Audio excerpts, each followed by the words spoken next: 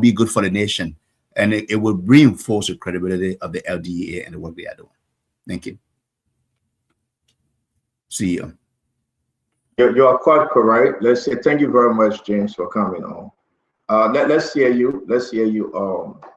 I'm a better Fubi. Welcome to the show. Yeah, so good evening and look forward to a good show today. So the whole operation, sometimes these guys that run this show, they always criticize the DEA guys before. I said, oh, go ahead. They will say they're burning the drugs. They will do symbolic burning and recycle the other one back to the other ghettos. So the guys in the security sector, they need to just step up their game to do better. You have the support of the government and you are fighting crime. You should do it to the best of your ability and raise the bar high so that people can trust and believe in you that once you say you have done this, also why would the guys be the drug cartel is one of the biggest cartel in the world and it's hard to beat. So you find all of this stuff happening. But if you put yourself in the forefront, being appointed by the president, the public has some level of confidence in your fight and appreciating the fight. You should also keep your integrity high. I think so. The issue of the 200,000 allegation, if that's true, then they need to report it. Or if the guys at the border just making up stories, then they also need to be there with. But you can be traveling with that kind of huge amount of money, and especially passing through. But I think they got the limit for which you can move with certain money. I think it should be 10,000. So to move with 200,000 through the borders because you want to bribe security. That's the drugs. That the drugs people moving with the money. It's all illegal stuff that the drugs people moving with it. It's not legit. Yeah, that's what I'm saying. So the legitimate limit is 10,000. So when you having 200,000 passing to the border, you raise that of concern. And I think the guys, the security also need to report it. Even if you're not giving it to the guys back, report it, and government can decide what to do with it. But don't confiscate it, and the few guys go there and share among themselves. I think that's the part that I think the public will. And that's why the guys who are at the border are raising the issue. So those guys in the city going to chop all that money and me up. So they need to report it so that at least they have some level, and government can give them bonuses for those kind of operation across. Thank you. And, we should applaud some good men and women and that work in that sector seriously. They are sincerely trying to eradicate the issue of drugs in our country. But when you have some of the folks saying it, they just believe that it's okay, that they can go after the money, and that's the reason why we are raising this issue. There's a serious fundamental issue here. The people will take the money, they will just take the money and disrespect to everything. I think this government is after fighting against drugs. Joseph Walker, number one fundamental priority in his government, something that will speak to his legacy. And you find people, like you said, they say, oh, we'll burn 50, kiddo. Now I know that only they have taken 100 and burning only 50, and the rest of them go to La La Land. So the leadership of LDA got to speak, because most complaints that have come in, they are corrupt. They are corrupt. So that who's talking? 200,000. And these guys that was there, they are not happy. They catch the criminals, and the criminals negotiate, and people walk with the money. People got to speak to this issue, and that's what we are giving. We are giving them time to address this issue. If not, we are investigating further, and I hope that it will be able to come out clearly and still where the money was confiscated, and whether now they can tell the Liberian people where the money went. 200,000 United States dollars will be United States dollars. We are in trouble if this is how LDA is operating. So on Sunday or Monday, we'll put the pictures up. We'll put more information up if they do not speak to this. Because the commander, the person that gave the money, the cowboy that was arrested, who sent for the money in the morning, and the money was picked up and brought to Monrovia, when it was brought to Monrovia, all these things is criminal operation. And we don't expect these guys there, they are acting, right? They are acting. You understand that we do not expect them under that condition to even move further because it's a problem for us. It's a big problem for us. Yeah, let's hear you on this real quick, and we got to move on to the next story. Gentlemen, you understand, we only have till 11:15. So let's give it our best shot because I heard that people got to go see their girlfriend. So, I mean, I'm kind of straightforward. I'm very straightforward. If you're telling me that, I would say, right? Jacob said he got to go to Calabash. Fubi said he got somewhere to go. I'm just kidding. Go ahead, Kevin. Go ahead, Kevin. Yes, Tento, let me say hi to everybody, and I want to get go around so I can, listen more.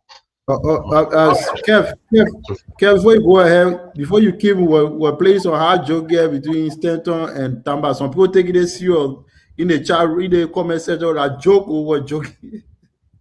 Joke on what? On what? Joke on what? No, just go ahead. No, I mean, we can use 5 minutes because yeah. Tamba sent me pictures. No. Jacob. I will not accept to become a butt of anyone. So please, if you want me to show you that I'm ready for battle, then you should try me. Jacob, you be Stanton. Let me tell you. Jacob, I don't know. Let me tell you.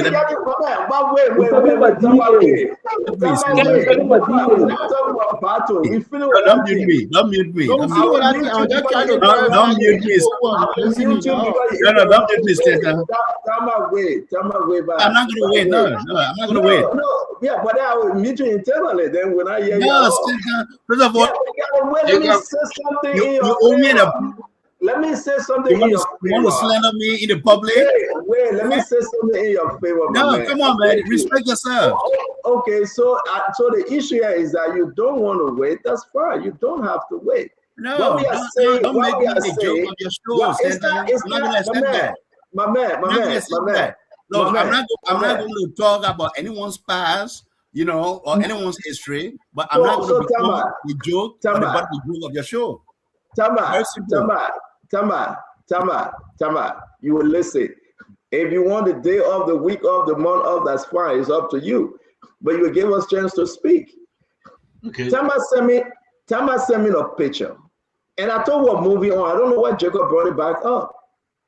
Tama have made it clear. I'm not bringing it up. People are taking it serious and saying things, so I said I was a joke.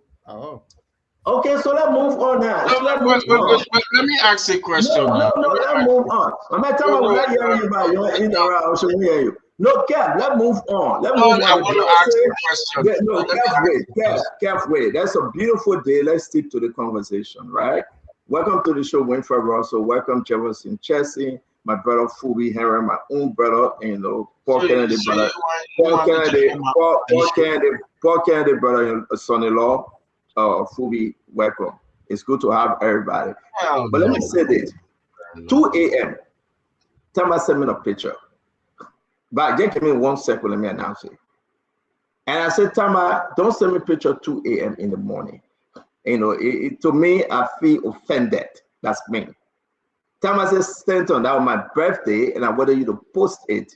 I said, 2 a.m., we got no show. Till 12 hours, 15, 16 hours. I was in bed, he sent me a picture. So we're talking, we laugh with it, right? But Tama made a remark. And for me, I get so many gay and lesbian friends. I love them. They are my friends.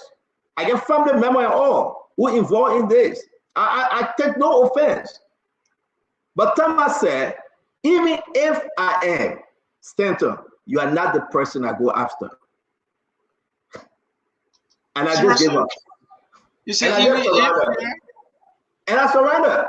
To tell you the truth, that time of life, I'm not going to beat on him. But guys, we will not stay here and beat on Tamba, right? We love our brother Tamba. We respect his identity. Let understand this now. We got to move on. But we gotta understand what you say. Fubi, my man, Fubi coming. You want us to move on Fubi back? What's there to understand, Kevin? Let's go to Why are you trying to belabor this? I just want to understand if Tama is a gay No, somebody not a gay. Somebody send a birthday picture. Most of you in the chat room refuse to even wish them happy birthday that day. So that shame all of you. So And the issue that you send another man picture 2 a.m. most in the of morning. you in the chat room refuse to wish the man happy birthday. I think I was the only person that wish the man happy birthday that day. So let's go to the DA story. DA is the last to see 200,000. Let's focus on that story and move on. Let's leave Tama alone. He's our brother. He's our colleague. He's our panelist. No. You won't understand it. Call Tama. You will understand when you call Tama. But not 2 a.m. But not 2 a.m. man. Yeah. But let's move on. You won't understand it. Keep it for the end of the show. Kev, I'll put you in eternal muting. Russell, I agree with you. Though Tama said, even if he's a gay, I'm not his step. I'm happy. I've been deleted off the list. So I know that I get very high Congo cool face and nobody looking at me. I respect Tamba. He's our brother. He's our friend, to each his own, and we move on. Ladies and gentlemen, let's move on. We respect our brother. Anything the brother want to do with his life, may God bless him, may God keep him. So let's move on. Back to the DA, right? But Tama talking without hearing him. I know. Yeah, Tama, let me. Tama, unmute yourself. Tama, unmute yourself, please. You decide to slender me. I can't even say something.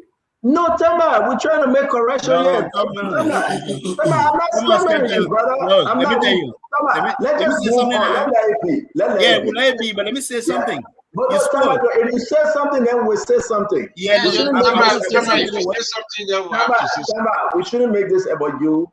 The chief Fubi said we'll move on, and I respect the chief. He's the chief among us. He ran full-time in district, number 9, he didn't win. Let us Tama you tend to say something because. But check on your very wicked though. Check on your bad though. Why you behaving like a wannabe dictator? I can't even speak. Well, I'm not a wannabe dictator. I'm trying to save you. I'm trying to save your family, I'm trying to save your family. All right, let's move on. You still made apologies here. Let's move on.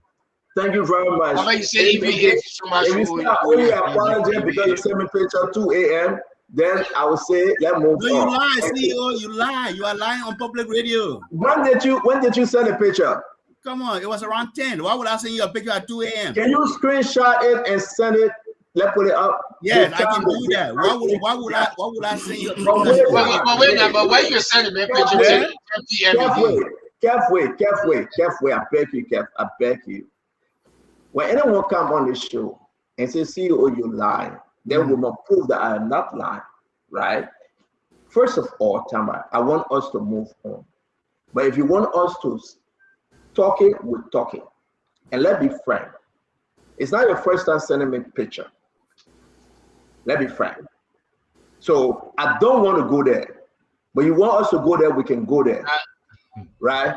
And I have said to you before, Tama, I do not appreciate you sending me a picture. I have said that to you privately before. So let's just leave this whole thing. Saying you don't want us to talk it, let's move on. So what I would do for you, if you want to screenshot it, we'll put it up, number 1. You say you sent it 10 something, I saw it 2 something. It's a difference in time. But why even at 10 something you sent me picture? I can understand. But let's move on, brother. Please, let's leave this thing and move on. Don't slap me, CEO. Let's move on. Hey, I don't have time to pick up stress, man. Come on. Thank you very much. But at least the people heard from our side, I do not lie. I would never lie on you. Because what I do in all my life, and everybody on the show know as great as Winfred Russell. Even when I went to Minnesota, Winfred tried to hook me up with a girl. And I said, Winfred, I'm married. The guy's a bad guy. I don't want to do this. And because I came home and I told my wife, I said, can you imagine? I went to support Winfred Russell. Wait. The guy said they want me to talk, so let me talk. I told my wife, I said, we want to support Winfred Russell. Yeah. Winfred Russell, yeah. I don't know whether I get a Loma get or a Pere get. And you know what I'm talking about? For me, Winfred said that the CEO, I ran Joseph. I ran with everything in me like Joseph. I said, I will commit no sin. But brother, which one you know, that didn't want. So, so ladies and gentlemen, yeah, let's save it. they got that pie, got it. When you go visit with you get Minnesota, you know how to program you. But guys, we're talking about the allegation of 200,000. I was called today. We tried reaching out to LDA, 200,000. They see some of the drugs issue, but the money stay in the bracket. And the LDA is not talking about the 200,000. Let's give you 30 seconds quick. We got so many stories to talk about. What's your view on this? We hope they can come up and speak. They are seizing so many drugs in the country. We applaud them. We say we are happy, but they are not reporting everything, and they are not reporting the cash. 200,000 United States dollars allegation hanging over them, and the people are beginning to complain that the brave men and women that carry on these seizures, they are complaining that those in authority at LDA not only not reporting those things, they are eating it and they are keeping it for themselves.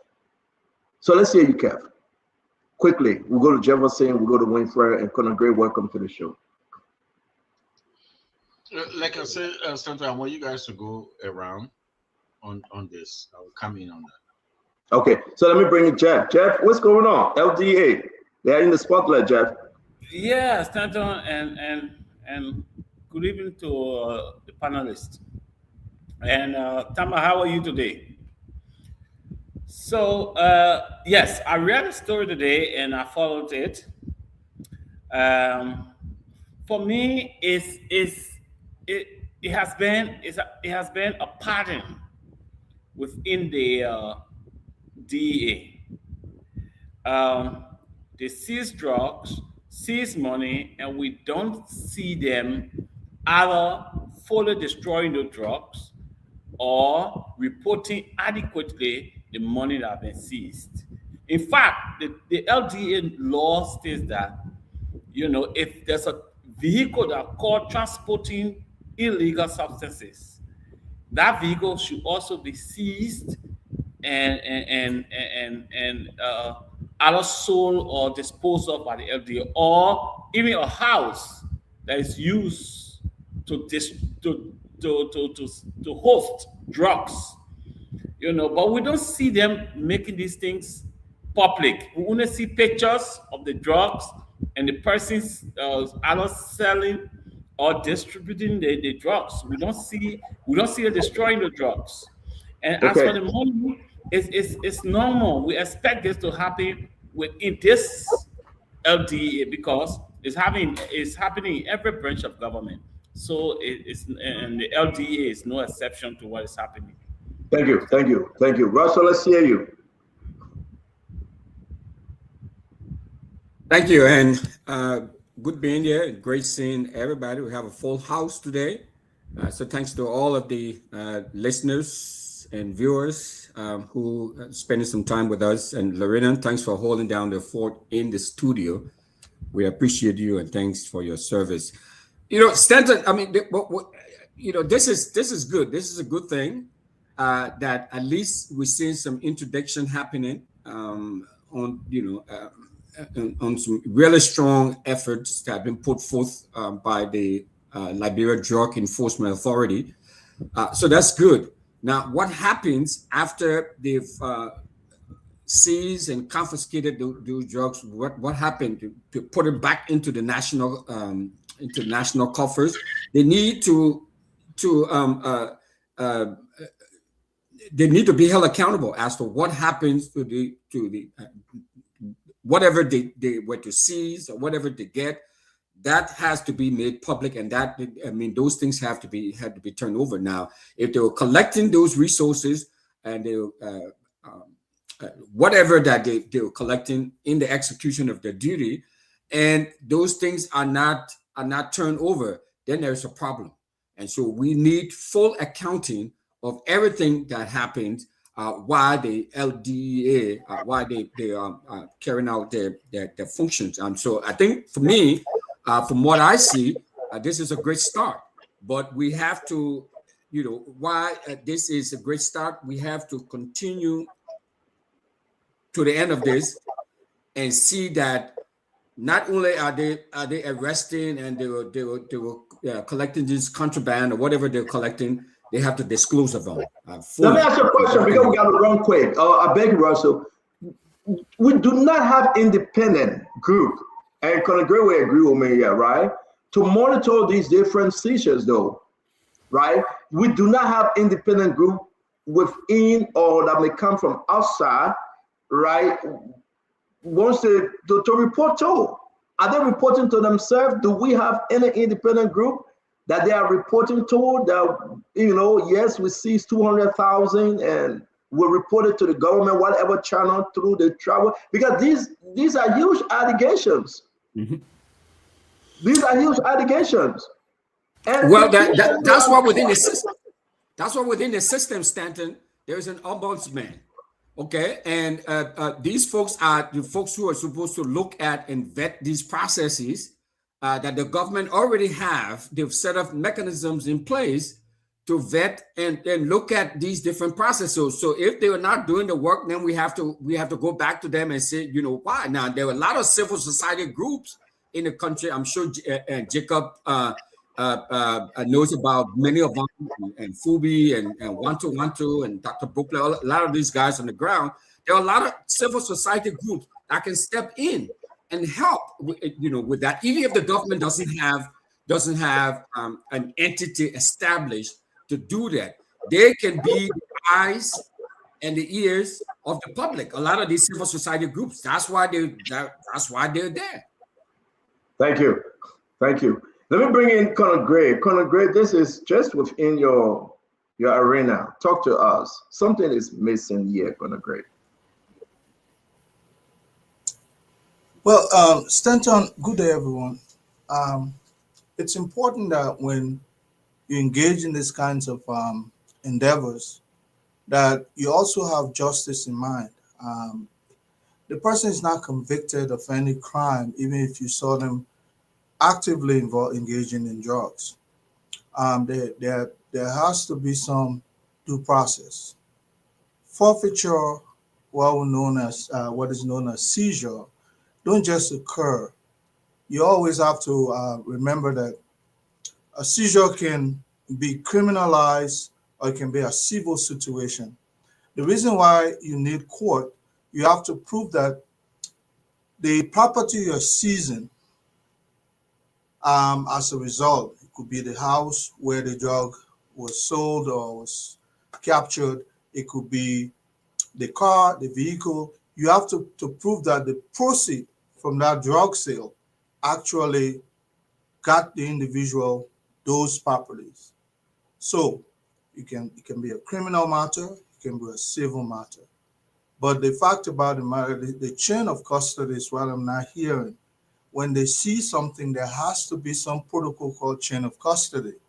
Here we got this one individual, and that has to be supervised by the Ministry of Justice, under which DA falls or so. Otherwise, it's the same, Robin Hood method. We caught you with drugs, so you're guilty. Boom, we'll take your money, you forfeit it. Outside of due process, that also is illegal. It's a crime, Stanton. So I think it's worthy that we look into it as well. That people are not losing their property without due process, so to speak. Stanton. Colonel Gray, thank you very much. Wanto, welcome to the show. Dr. Bukla, it's good to see you on. Wanto, let's hear you quickly. Stanton, I've always been very skeptical about the work from the Labor Justice Enforcement Agency. And my skepticism here is that the entire fight against drugs has been used as a public show. And as a result of that, the Justice Enforcement Agency primarily is running a very interesting kind of PR stunts. We saw that with Bucky Raw. We spoke lengthily about the fact that they posted more than 20 times for Bucky Raw. So what we need here in this country is we need realistic fight. I've never politicized the fight against drugs, but I can be honest to say that we do not need a fight that is driven only to bad public sentiment. We need one that is rigorous, professional, and that is honest and patriotic. And the reason why I say honest and patriotic, because patriotism is critical to be able to ensure that we make the right decision, not on the basis of political sentiment or public sentiment as well. The other aspect is that the agency itself has been in exceptional level of controversy. We saw that President Bouaga fired the entire team from the very agency itself. We saw also that even the new team that came in had a lot of controversy around the work that they do. The very agency also had, public show of compromising drugs in itself. I think one of the inspector general asked them to free his daughter because he said his daughter cannot be placed on a bar because of situation like that. So my comment on this is that we need all hands on deck, but we also need, to be tough in our criticism. Whether you're a unity partisan, be honest with the situation and call it out as it is. And that's just my honest view on this. Thank you. Dr. Bopla, let's end with you. It's good to see you, sir. Thank you, Standa. It's good to be seen. And good evening to all my friends and to those who watch and those who listen. I got to say, Standa, before I tell you what, if I respond to your question, I was listening to you. You're talking about your visit to Minnesota and what Winfred tried to do. And I want to just say something that most folks don't know. Every time you're telling a tale, tilt your head 45 degrees to the right. And at a 180 degree line, I just saw you going 45 degree. I said, the man lying. See, people don't know that, but every time you tell the little tale, you go 45 degrees. but you cannot, but that let me hold you. Let me hold you. I am saying that. Don't hold me, let me talk. Hold on 1 minute. I am saying that. Yeah, brother, why are you trying to open up another can of in the person of Russell? If given the chance, Dr. Bopla, I will call the female individual in Russell try to hook me up with. We go in there. You see Russell, we go in there. They're telling the people what they didn't know. But Dr. Bopla, I just watched for a 45 degree. Dr. Bopla. But that's your crime more than the bereaved, man. When you see me leaning 45 degree, it means I'm ready to go for the jugular vein. Not that lie. Then you are putting me on the defensive, Fubi. I got to come in with everything. So we drank pepper soup, and we were knocking doors. Stender, you got best, my brother. You got best. I had the man for the job. Jacob, the man for the job. I apologize. I just said Stender, I'm begging, my man. Yo, knocking doors. Yeah, don't touch somebody. Oh, but I got videos and I got pictures. I got videos and I got pictures, right? We were knocking door. We reached in this complex, that way it's not high rise. It's a straight like a Mandingo, people home, apartment, long hall. We knocked the yeah, we campaigning for Russell. We swimming, potatoes green, cassava, pumped people cooking. That's how it is. When we turn our back, for me, we see nothing but nuclear tire. Walking passing. I want Russell. I said, Russell. They said, hi, Mr. Russell. That's about who will be? I think too many also somebody. They said, no, you don't want me to talk, let me talk. Then too many.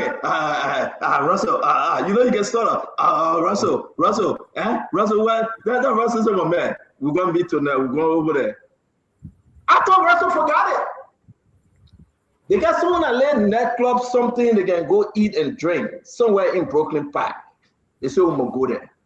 My man, we go there, the whole table full, everybody sitting down.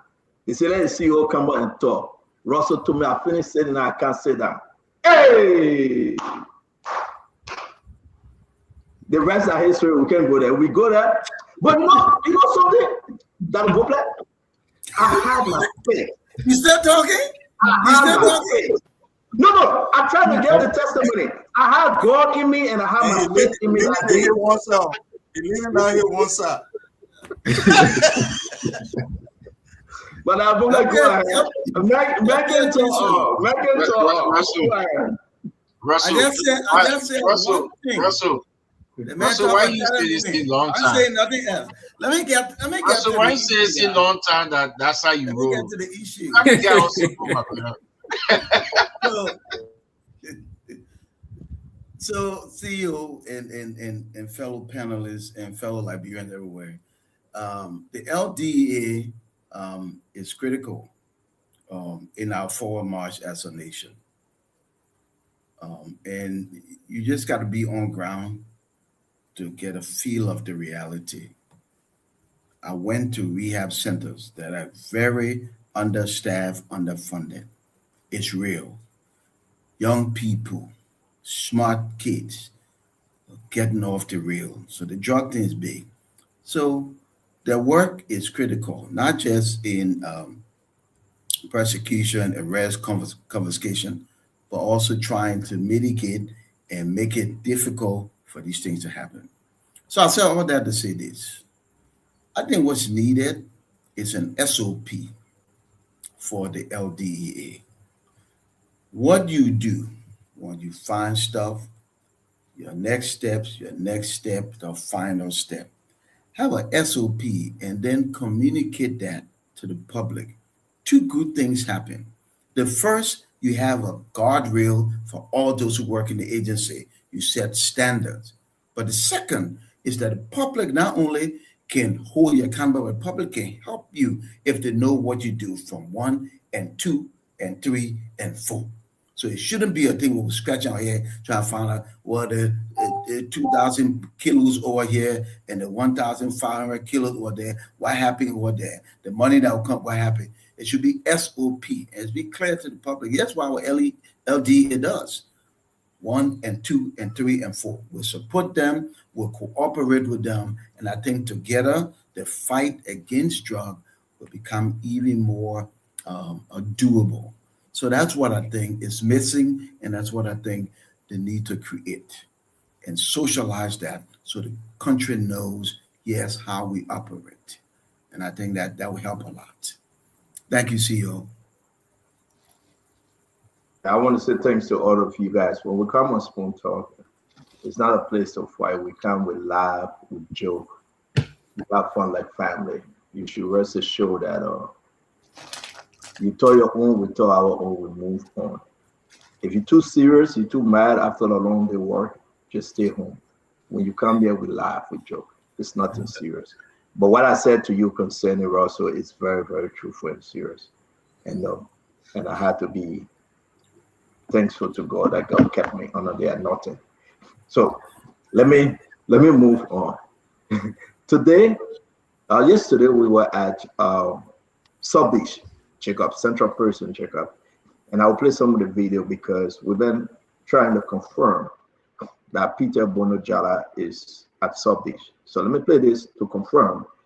He was there yesterday. We went there. He was there, and we also able to capture Prophet Key. So I'll play both videos and then we'll move around. I mean, we don't need to respond. I just want to confirm that we can confirm that they are at Sub Beach. I know, Prophet. Prophet. Prophet, do that we do. I will probably be drinking and I can drink that way. I want to laugh. We are Prophet for why maybe drinking that way? Well, remember men we was. Don't be learning. Talking into it. Not Kali Prophet. No way. No. Because I'm talking doing them. You may have seen Prophet. Sometimes you. Peace. The next person you see speaking Prophet Key, I think peaceability. Yes, he's about to answer. So that's peaceability. Peaceability. Welcome.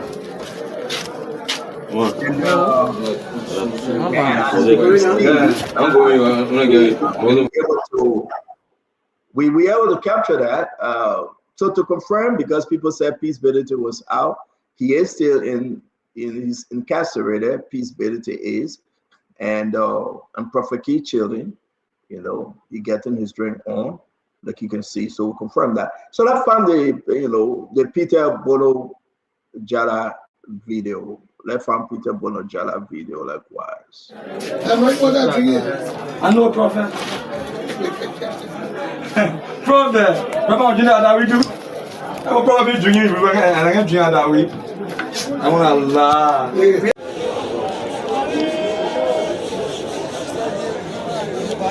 So as Peter Bono Jala put your hands up, if you say, this guy, this person, yes, indeed, he was stopped, but he's back. And with the plane, actually, I'll show you stipulation that he's back. He's back.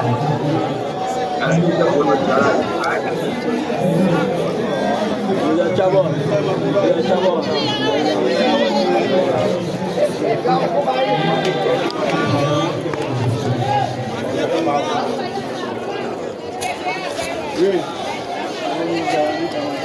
On m'a appelé de me trouver peut-être là.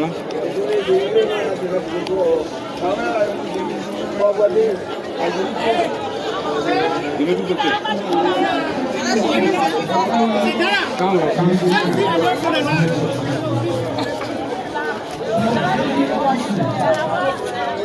What would I have all money for you?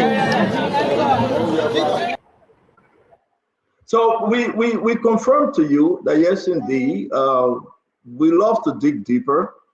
We love to investigate. As you can see, Peace Bedete, people thought he left the country. They let him out. Peace Bedete, Musa Bedete's son, he's incarcerated. Peter Bono Jala is back in there, and Prophet Key, so what say you? I think we have confirmed that yes, indeed, the folks are in prison. So just to say to all of you, especially Peter Bono Jala, he was out on Nipple Street, probably on some kind of humanitarian quick run, but he's back. And I don't like to speak on things I cannot confirm, but I'm confirming because we were there yesterday. We show you the video, and now you can take it to the bank. All right. Jacob, you want to add anything? Just you, Jacob, or Winfred, and we'll move on. Yeah, no, not much. I was amazed. I've never been in the South Beach prison facility before. My first time seeing footage from there. Yeah, it looks like an interesting community down there, and the prophet is having fun, and of course things are happening down there. Yeah, but good to see that and to confirm that those who are being held to answer. Yeah, I'm getting feedback, but that's okay. I don't have much to say on that situation. Yeah, thank you. All right, thank you very much. Winfred, you want to add something? Then we'll move to the next topic.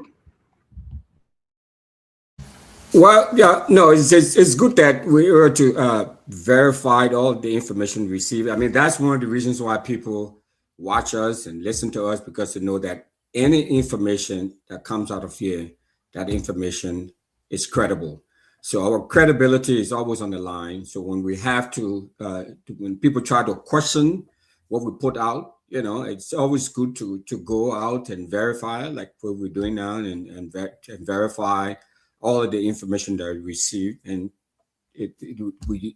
we are now able to show to the public that those folks are incarcerated. They're going through the process. But so that's good that we're able to check that out, send our reporters out there, and at least for the first time, many people are now seeing what the central prison looks like. But I also use this opportunity, Stanton, to also, in as much as it looks like Prophet Key, he's a celebrity, whether you like it or not, and he seemed to be having a good time and chilling and relaxing. But the conditions at the central prison, conditions are terrible. There are terrible conditions there. There are a lot of people. We see Prophet Key, but there are many, many other people there who have been there for a very, very long time. And I've talked about this, doing several shows here. We've talked about it, the deplorable conditions at the Minerva Central Prison. So I hope that, we take that into consideration. We don't just look at the Peter Bono Jala and Prophet Key and all of the celebrities that are there, but many of the people who have been there who have not been charged.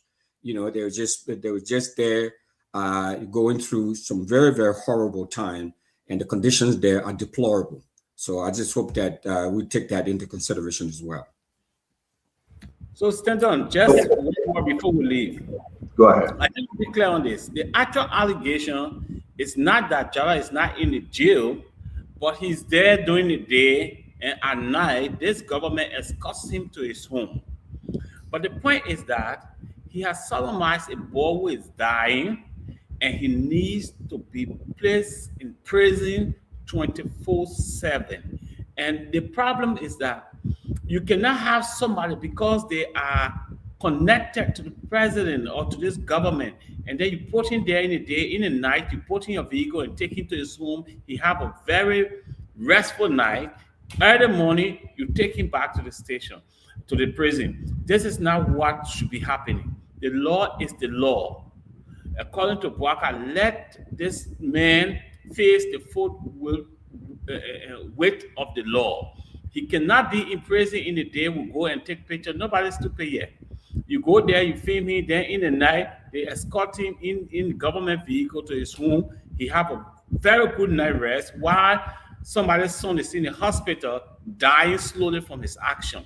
I think this is unfair to the Liberian people, and we're trying to gaslight the people that this guy is in prison. He's not in prison. He's only sitting there. Thank you.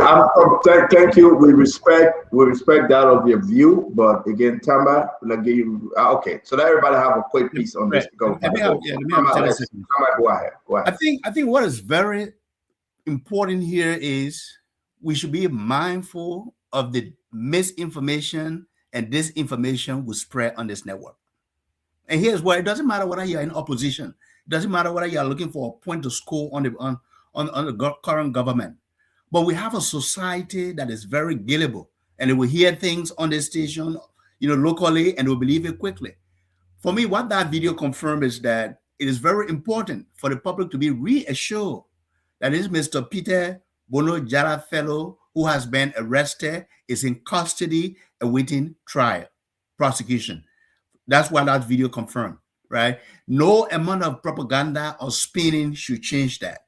But also, this is where I say there are high-profile cases. In this case, where it involved the alleged abuse of that boy, has to be treated with the utmost urgency in our law system so that it can see the light of day within the court system. And I think where this government need to take those kind of high-profile cases, move with them, but reassure the public, make press releases and inform the public what is happening with this case so that Liberians are informed and that misinformation doesn't spread.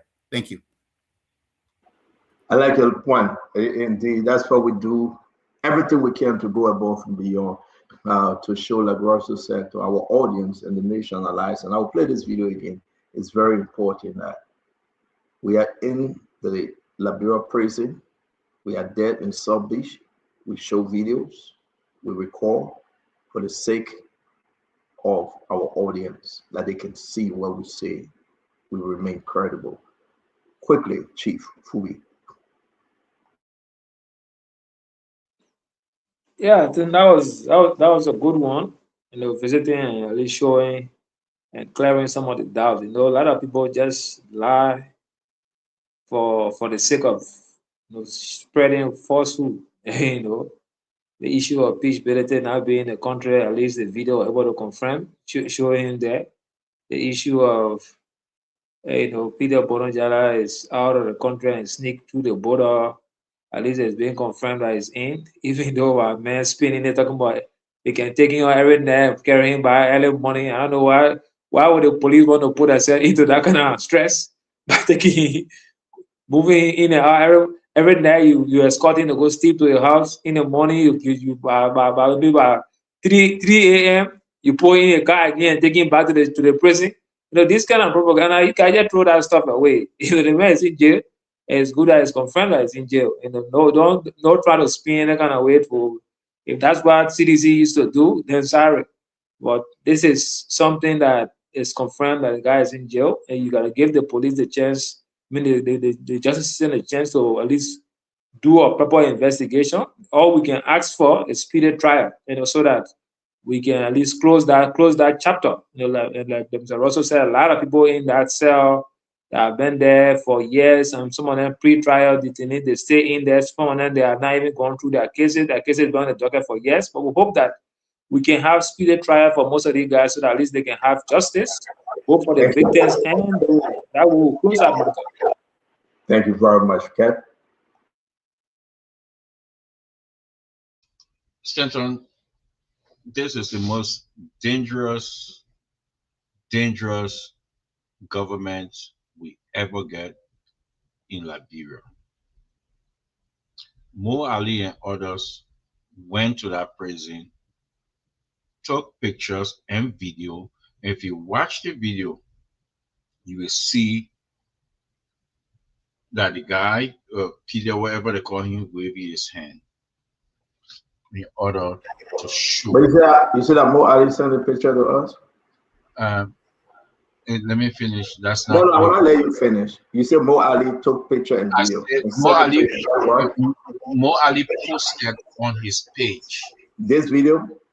No, let me finish, Stanton, please. No, just answer my question. That's why you. No, I will not answer your question until I finish. You will hear what I say. Because we are talking about a video. No, yes, you have to. Because you say Mo Ali sent a video and picture. This got nothing to do with Mo Ali. I said, okay, let me repeat what I said. Mo Ali and them went there. He said it on his page that he took video. Yes, he did. He said it. He said it. So I'm talking about Mo Ali. No, I'm talking about Mo Ali video and stuff. Let me finish.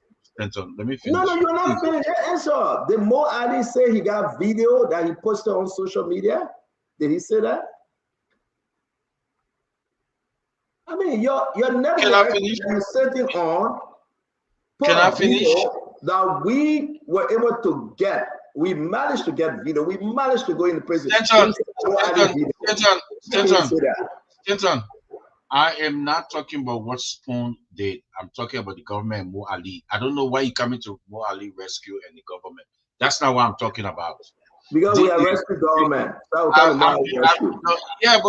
talking about Mo Ali and the government. Jeff is absolutely correct. That's the culture of this government. That's the culture of this government. And trust me, Stanton, that man is not sleeping there. He's not. He's not sleeping there. in that prison. He's not sleeping there. We're not stupid here. He's not sleeping there. Okay, because let me finish now. Stanton, let me finish. Because Spoon reported that he was out, and that report was credible that he was out. Thank you. That report was credible. It's based on that. Mo Ali posted on his page. You gotta let me finish. Mo Ali posted on his page that people are lying, and they went there and they got the camera video, and they got this, they got that, because it's to go contrary to the credible report that Spoon put out, because he was there. I think on Newport Street or somewhere. He was there. So we're not stupid around here.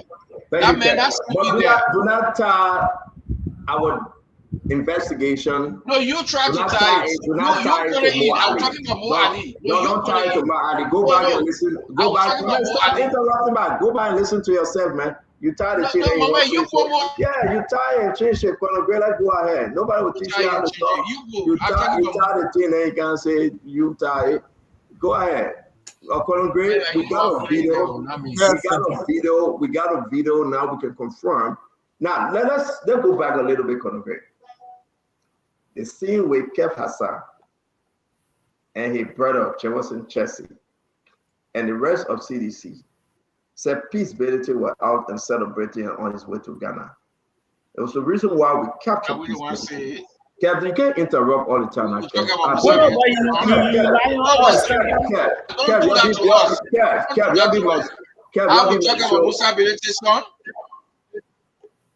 No, we never talk about I never speak about. Okay, so at the end of the day, I will have to just meet all of your employer in the back because you're giving me a hard time here.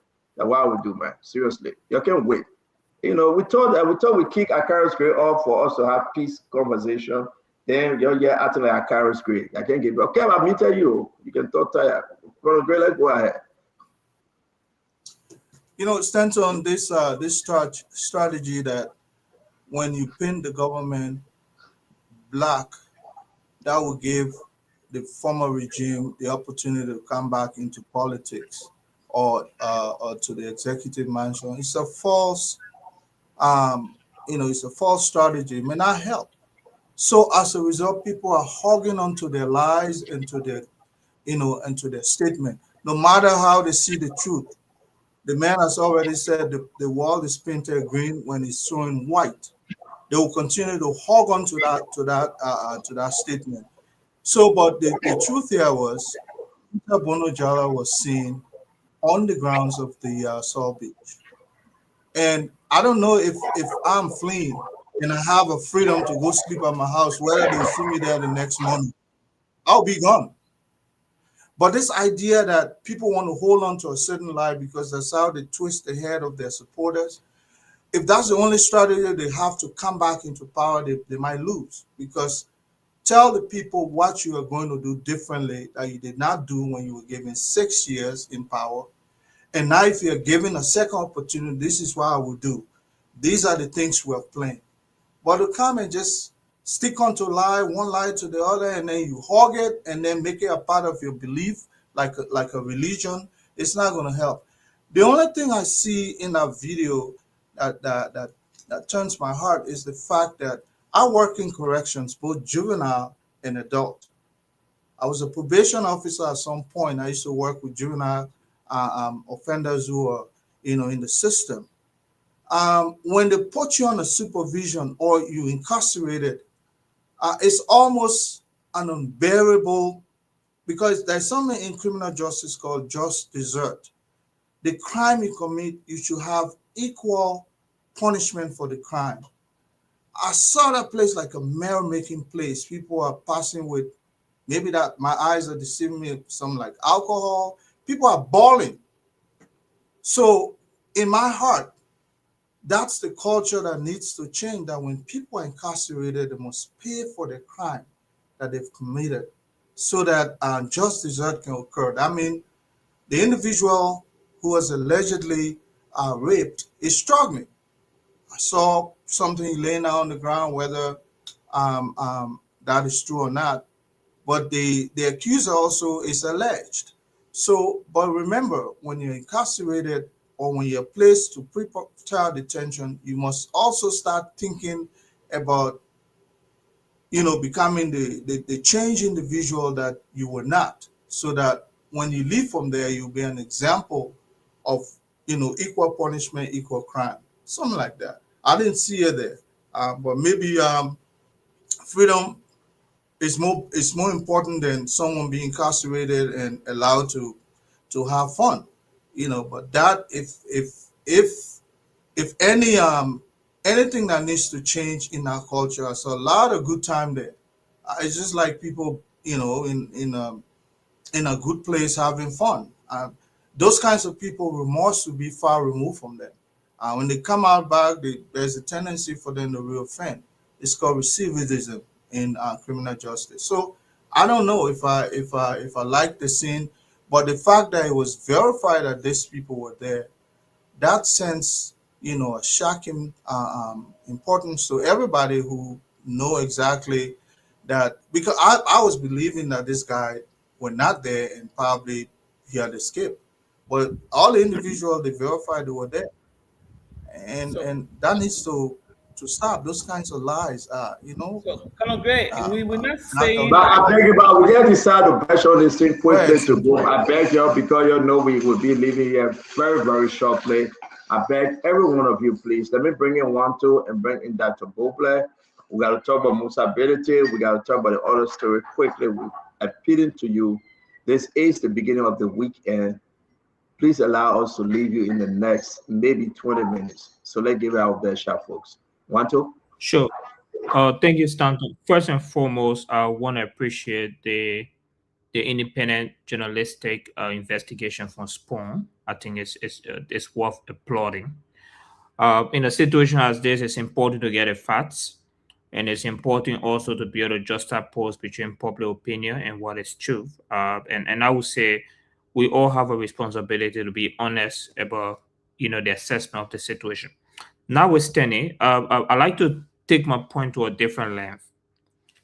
what is most important to look at here is the growing rape, the growing numbers in increasing rape in our country. This government has recorded the highest recorded rape case than any other government. And this is something we don't talk about a whole lot, Stanton. In 2024 alone, 2,759 rape cases were recorded. 1,485 of those cases were statutory rape under minors under age 18, which is minor cases. Morado County, Stanton recorded 1,902 rape cases in 1 year. In just 3 quarters in 2025, there's already 1,735 cases that have been reported. Physical assault, domestic violence, female genital mutilation, self-reported cases, and sodomy alone. We're discussing one. Sodomy alone under this government in a year is 6 reported cases. So this is the conversation. The conversation is not just a single case. The conversation here is that why are we having increasing, recorded cases of rape in this country? This is a national issue. I remember under President Weah, there was a national rape rally where President Weah declared rape as an emergency. The fact that we have this number of rape cases in this country, 6 sodomy cases. We're talking about one with the emotion where we got 6 recorded sodomy cases. And then the minor, also the amount of cases for minor, over 1,000 plus statutory case of rape. So there's a I'm concerned over the fact that we just highlighting a single issue, but we haven't even talked about what's happening under this government. So what is the Ministry of Gender, Children, and Social Protection doing? And that's a major question. The other thing that's also important is very quick. Let's go ahead backing you. We'll continue. All right, let me just close. We'll just highlight the fact that these guys are in prison still, please. All right, let me just close in 1 second, Stanton, and I appreciate the fact that we are able to get that report. The other thing I want to close on, Stanton, let's call on the government to intervene in providing medical support for this child. It's tough, and that's the major conversation. This child don't even have the kind of medical support. The video that came out for him is extremely emotional and terrifying, and we call on this government to intervene immediately as possible to provide the kind of medical needs for this young child. And that's where I'll stop. Thank you very much. Thank you. Dr. Vopler, let's hear you, sir. Senator, the issue being discussed is serious. But in this country, everybody is innocent until proven guilty. I think the responsible thing to do is to act on evidence. When you don't have evidence, you say, I think, I believe, I suspect. The lawyers will tell you that that kind of evidence is not even credible in the court of law. What we saw, at least what I saw, is a video of persons in prison. I didn't see a video or get a written report that individuals are being transported from the jail to their homes. We can suspect that, that's okay. We can believe that, that's okay. We can present theories about it, but we can't speak to the fact about it until we provide the evidence. The only evidence we saw, at least from the video, is persons who are at South Beach in jail. And I think it's important for us to distinguish. Everybody have a right to opine on these matters, but we also have a whole public that's listening. So say, I think they're moving him. I believe they're moving him, but not they're moving him. They know they're moving him. We got no evidence. I think let's stick with evidence, and that way we protect everybody, including the integrity of this platform, so that we're more believable and that we can use this opportunity to educate people, to challenge the status quo, and to speak to the wrongs and the ills in our society. It's a great opportunity, but I think we want to be mindful of how we proceed. Otherwise, people dismiss us as just speculators and people who don't do the work to try to dig the evidence, and we don't want to be there. We don't want to be there. So for me, I follow the evidence. Let me finish, please. Let me finish. And I'm on record on this show. The plenty of time I say I don't know. And sometimes people get mad. Oh, the man, you want to talk about it when you talk. No. But if I don't know, if I don't have anything to it, and I have no way to present an incredible argument, I stay away from it because Dr. I Bola, just just one input, please. You continue.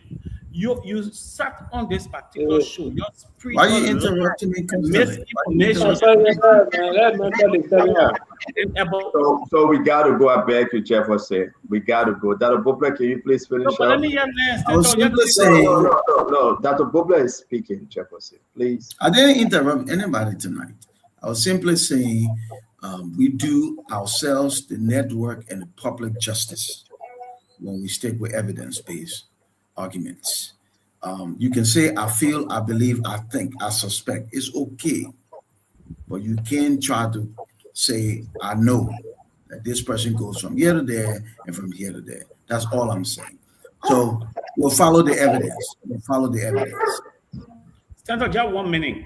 That's a problem. This particular network and spirit all lies against Liberians, Jefferson Koji, Josh Weah, and the CDC. You, with, I mean, as hypocritical as you are, you never condemn it. But I am saying here that the main allegation is that Jala is not sleeping in jail. Then you want to challenge what I'm saying? You should be ashamed of yourself to even say that. You're a lie. You're destroyed a young man in this country on this platform. You lied about the CDC government. You lied on Josh Weah. You didn't challenge it. You didn't I did. Nobody allow to see and Joe we have a lot of other topic. You just sit and you talk on and think about somebody allowing I to was see. talking that this government, Joseph Boakai, has ordered the Justice Ministry to ensure that that Jala does not sleep in jail after sodomizing people. Where is the evidence? Where is the evidence? Boakai ain't got Where no is the interest in evidence? Jara not sleeping in jail. To talk about credible Oh, information. so guys, let's go. Thank you very much, Jeff. You make your point, Dr. Bobler. Thank you. I want to say to all of you, because we press against time, we got to leave this thing for Monday. We can confirm to the nation, we can confirm to you all home and abroad. We have the video is very, very clear. This is Peter Bonojala. Let's play again. I know. This key. This is Prophet Key. I would like to play a quick. I know, Prophet. Prophet. Papa, you know that we do. I will probably drink it and I can drink that way. I want to laugh. We are prophet for why maybe drink that way? Well, remember men with words. Don't be learning. Talking into it. You not call it prophet. No way. No. You are seeing a prophet. You may see every prophet. You're so dumb, peace.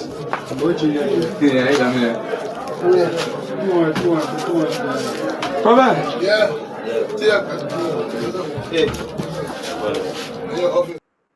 So, Kathy, you gotta unmute yourself if you want to talk. I cannot unmute you while you mute yourself. So, here's the issue, right? Peace, meditate, perfect key, very, very clear. You saw them in the video, they are in there.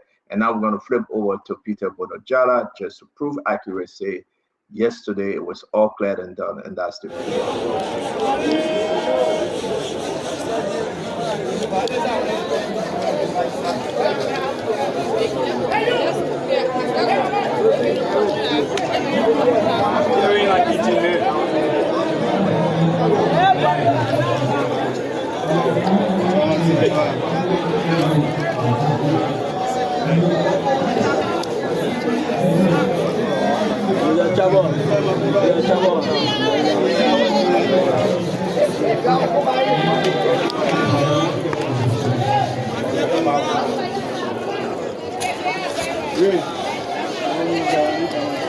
On m'a appelé de me tout peut-être là.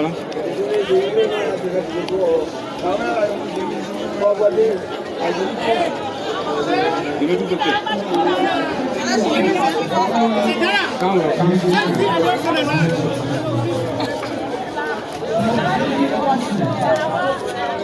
What would I have all money for you?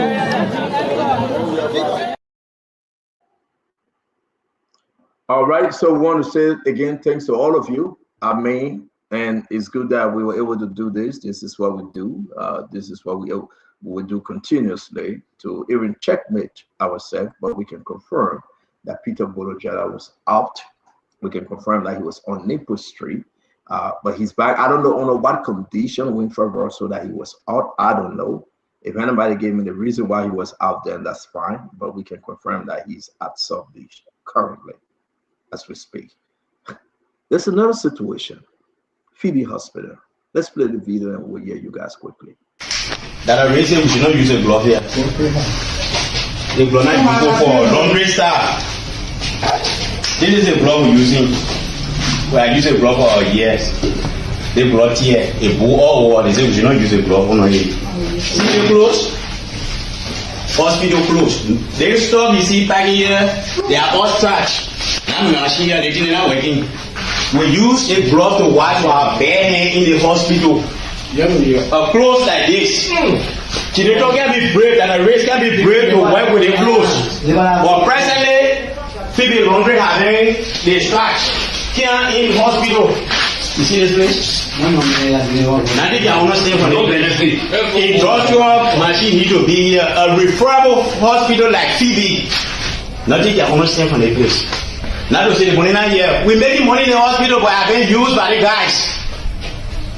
So nothing can understand here. As of today, from Monday, we're coming outside lively. So those who order get a patient here, we ask them to please make sure to take their patient out. Thank you.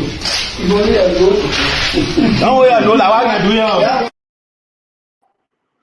here. Wait now, wait though. A tech that is working in the laundry room, in the environmental department, Russell, telling the nation that if your patient is at Phoebe Hospital, take your patient out because they're about to protest. So let's leave that for a minute, right, Tamba? And let's talk about the PPE situation at the hospital. And Jacob, let's talk about the environment.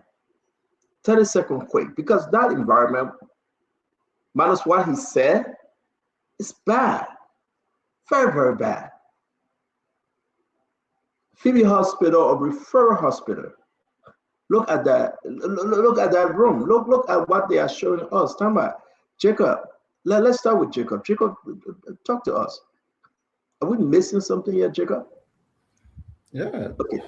That's some of the huge difficulties we faced here on this ground when it comes to even healthcare. That's not strange to some of us.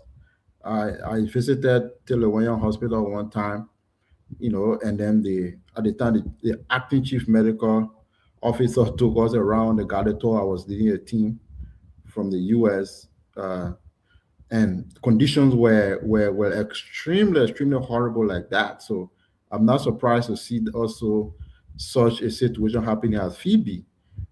The way we spend money here, the way government spend money here, is extremely wasteful and not targeted and not impactful in many directions. You talk about a budget, people pass the budget, $1.2 billion budget.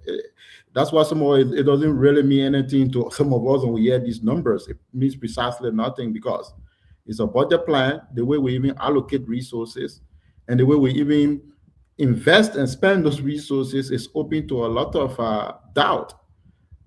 So you got Phoebe. Phoebe should be a state-of-the-art medical facility. It's a major medical facility that is catering to the lives of many people in central Liberia and across the region. So look at the section down there. That place should be high tech. You exposing workers down there to hazardous conditions is dangerous. You're not even interested in public safety, and that's a hospital. So I know we don't have a lot of time, so I'll just say that this is embarrassing. And the government you're right. No, we don't have enough time, but this is critical. Jacob, this is very serious, though. It is very serious, and I think that part of the government is letting us down again. I will put it straight in that way. It's terrible. Tama, let's hear you. Yeah, thank you, Stanton. When I look at that photo, it's just disgusting. Just the optics. You look at the laundry room. at one of the premier hospitals, Phoebe Hospital in Liberia, that should be giving patients and Liberians confidence that they can go there and get health care. But for me, when I look at that picture and the text speaking, I think it is just the tip of the iceberg of the mountain of challenges that our healthcare system in Liberia is faced with. From weak system structure, from bad management or incompetence, lack of transparency in how the managing revenue that's coming into those hospitals, mismanagement in the resources as a whole.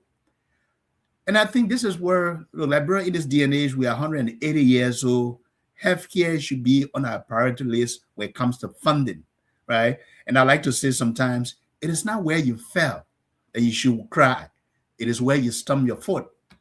Every year we go through this budget cycle. If you look at the budgeting process, over half of the budget of Liberia goes to recurring expenses, salaries, bonuses, this and that, whatever things that they get to get around, vehicles for ministers, lawmakers. That's the problem we are having. So if we want to address the Phoebe issue, that's just one hospital, but we have to address the healthcare challenge across Liberia holistically, starting with Phoebe, for example. Thank you. Thank you. You are quite correct, Phoebe. You know that, Terry, Phoebe Hospital, man. The condition just within the laundry room is horrible, Phoebe. Yeah, for me, the worst part of it is a laundry man threatening to shut down the whole hospital and calling on people to come and take their patients out. And I think that is unacceptable, and the government needs to step up and do what she needs to do to Do you solve think it. do you think that he's frustrated though? Because he said the man asking. Do you think he reached the bottom point of frustration yet? That's why he's speaking like that, Phoebe? No, yeah, certainly you can hear the frustration in your voice. You can see the energy. You hear it. You see the gesture and know the energy that he's speaking with.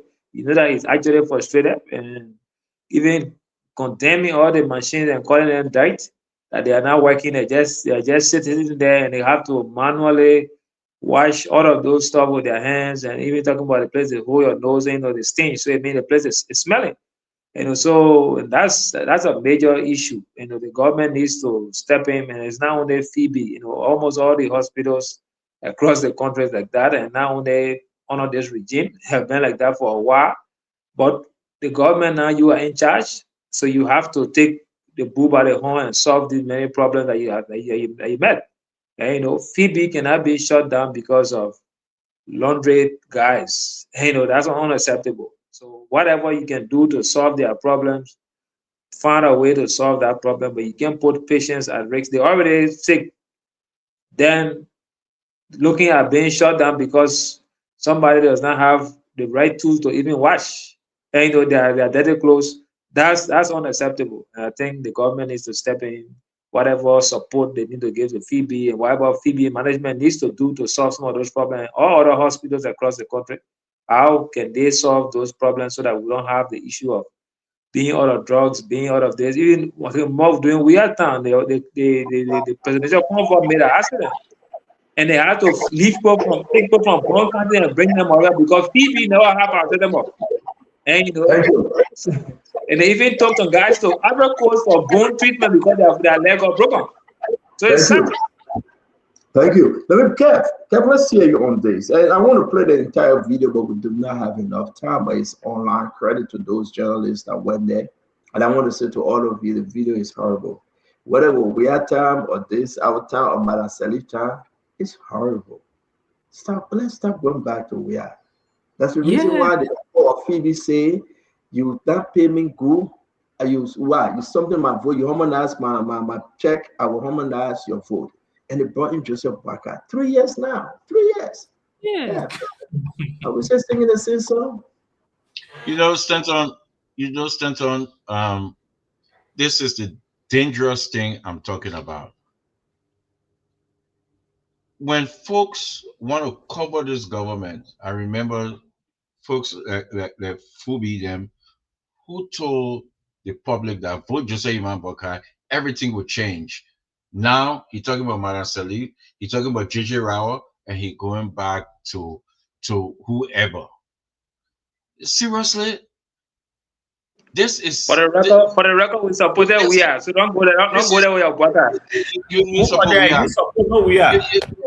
You see, sometimes Phoebe, you need to shut up. Just shut up. Seriously, because you promised the people, and now you bring it we are. You talk we are out of it. Let me tell you something, guys. Let's say this: 12 years, 14 years, going to 13 years of Unity Party post-war, the longest serving government, and you stay talking about we are.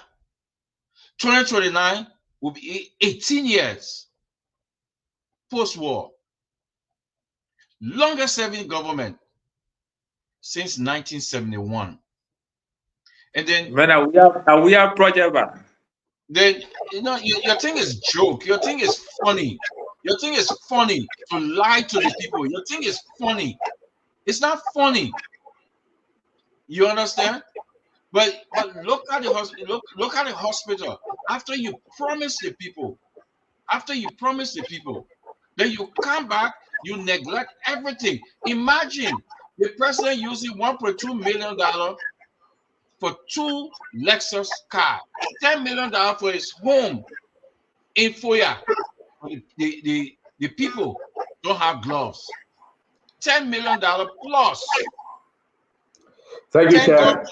No, man, let me tell you something, I beg you. Thank God today we have a platform like this to bring out stuff like that. So why you will come back and not speaking the truth, but you will say it's joy we are. I will tell you, my brother, if you don't have anything to say, just shut up. Let me bring in, we'll skip you, Jeff, because Kev just spoke. I don't want all this edition coming up together. We'll come back to you. Let me go to Winfrey Russell. We'll come back to you, my man. You guys singing the same song. Pass me that with General Savior. That means that is song you're singing. Winfrey, let's come back to you, Winfrey.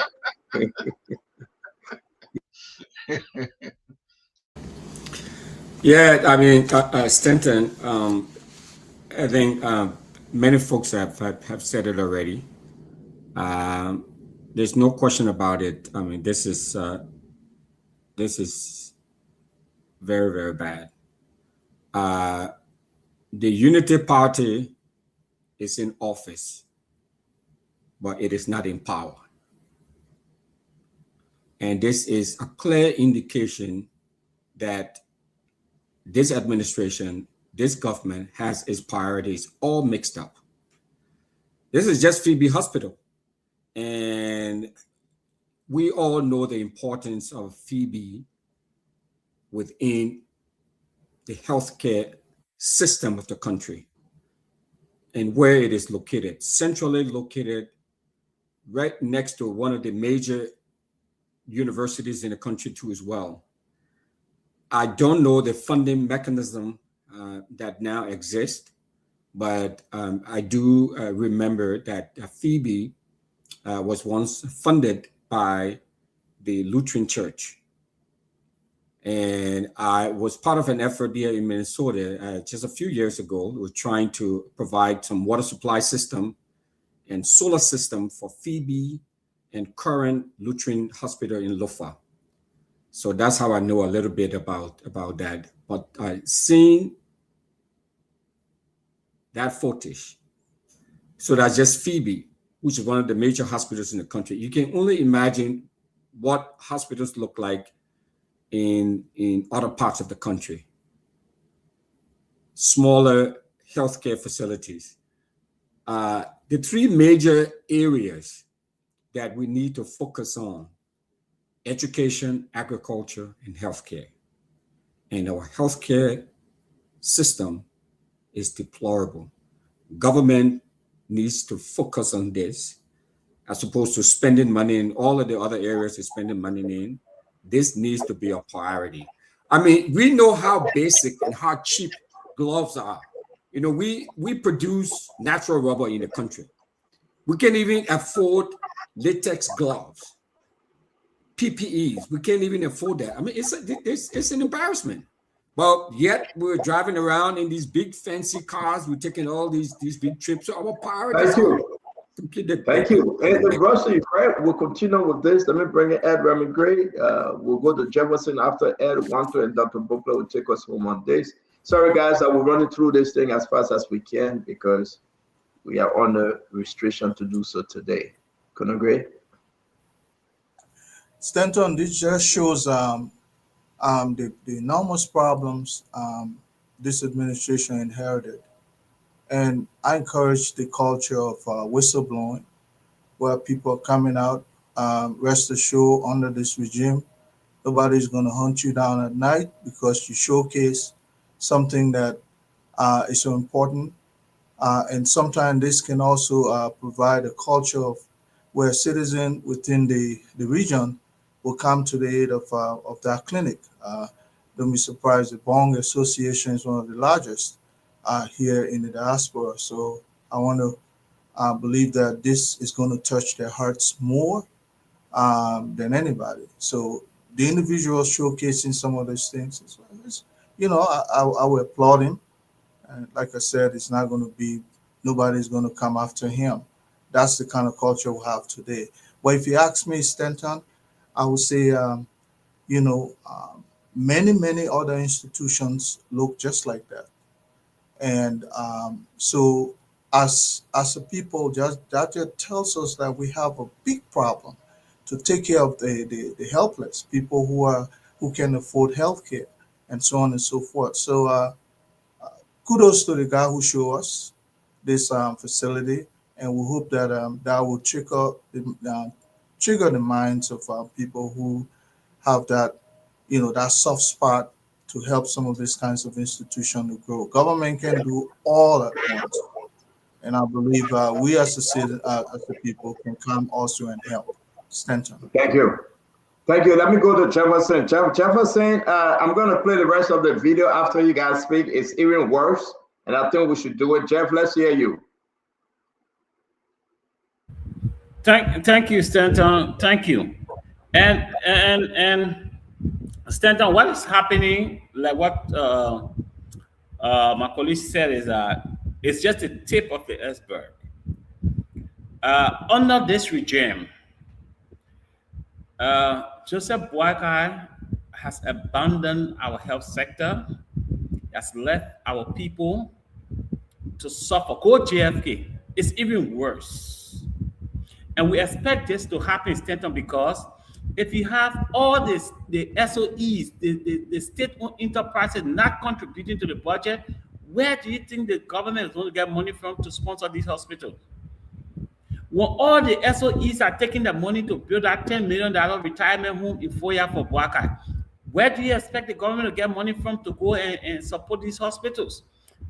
I mean, it will even get worse. Remember now, UC was supporting our health sector. UC has pulled out.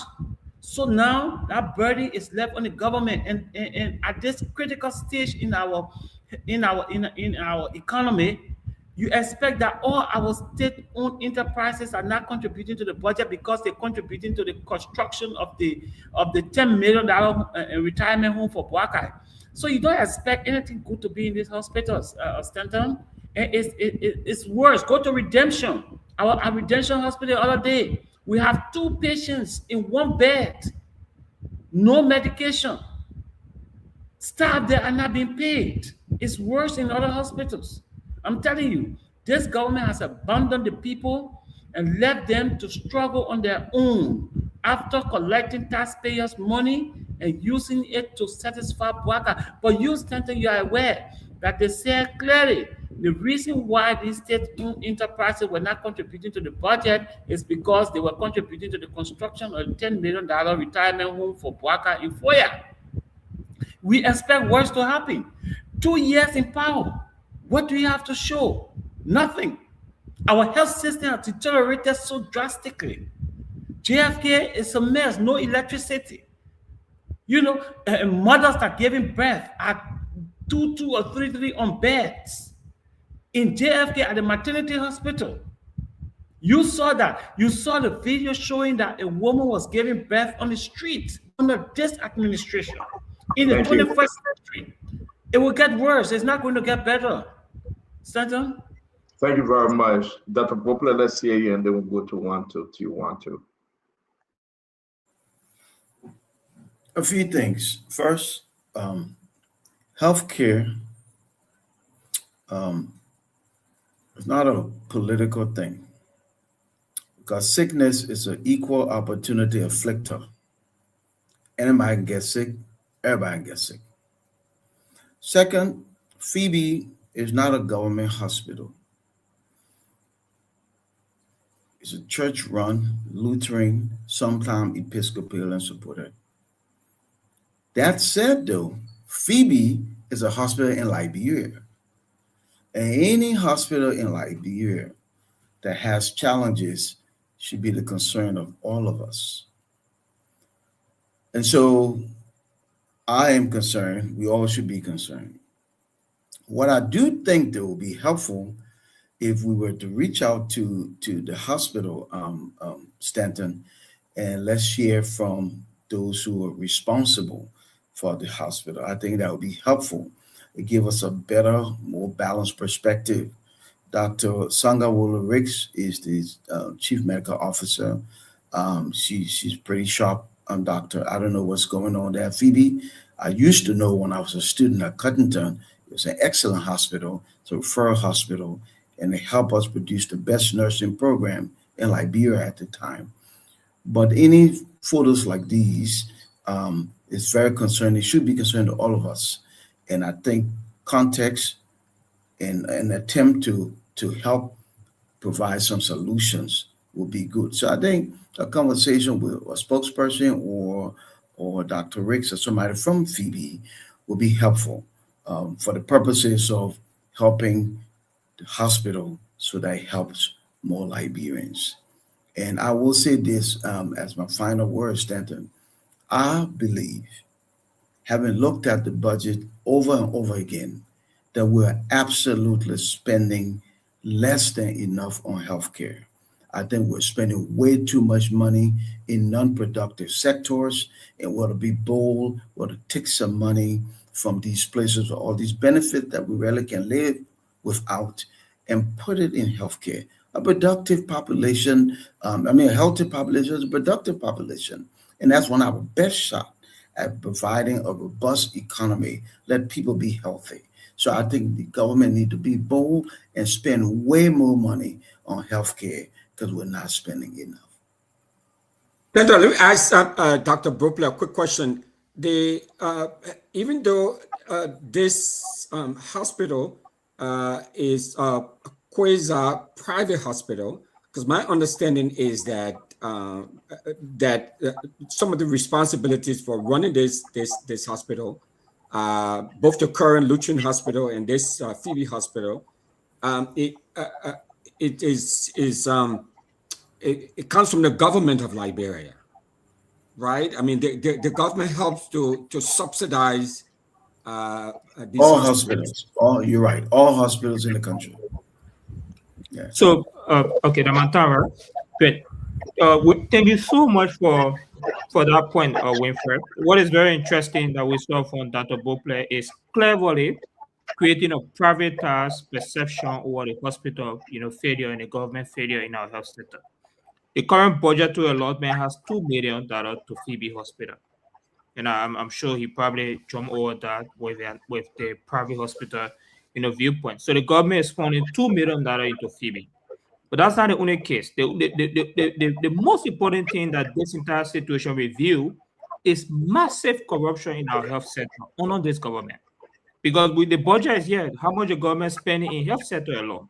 So beyond just Phoebe, in fiscal year 2024, we spent $76.5 million into our health sector.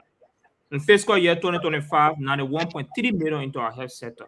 This year, $101.7 million into our health sector. Phoebe Hospital that we are discussing currently has $2 million in our current budget. So the money is there. The question is, where's the expenditure going? This government, their rest agenda, recently we're laughing at the IMF viewpoint, saying their rest agenda is extremely unrealistic. You know what the government promised? Improving life expectancy to 63 years. The video Stanton just showed, with that kind of video, you can never improve life expectancy to 63 years.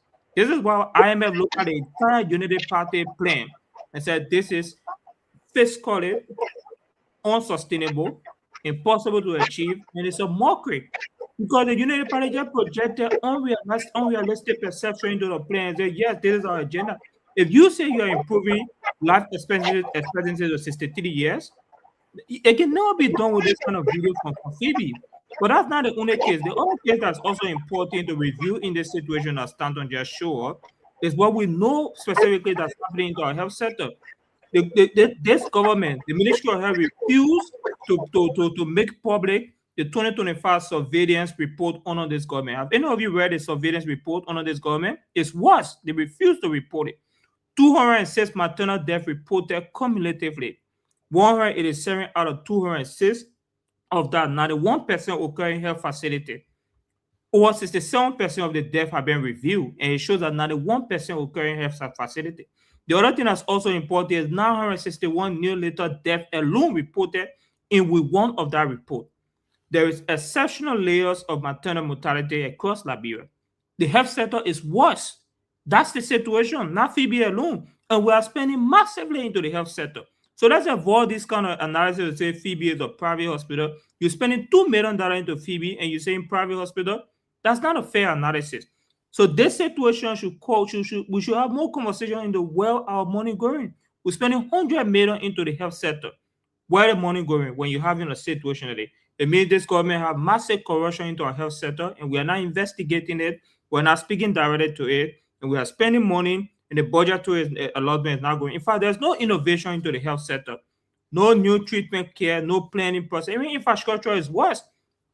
CDC provide 3 hospitals in terms of infrastructure development.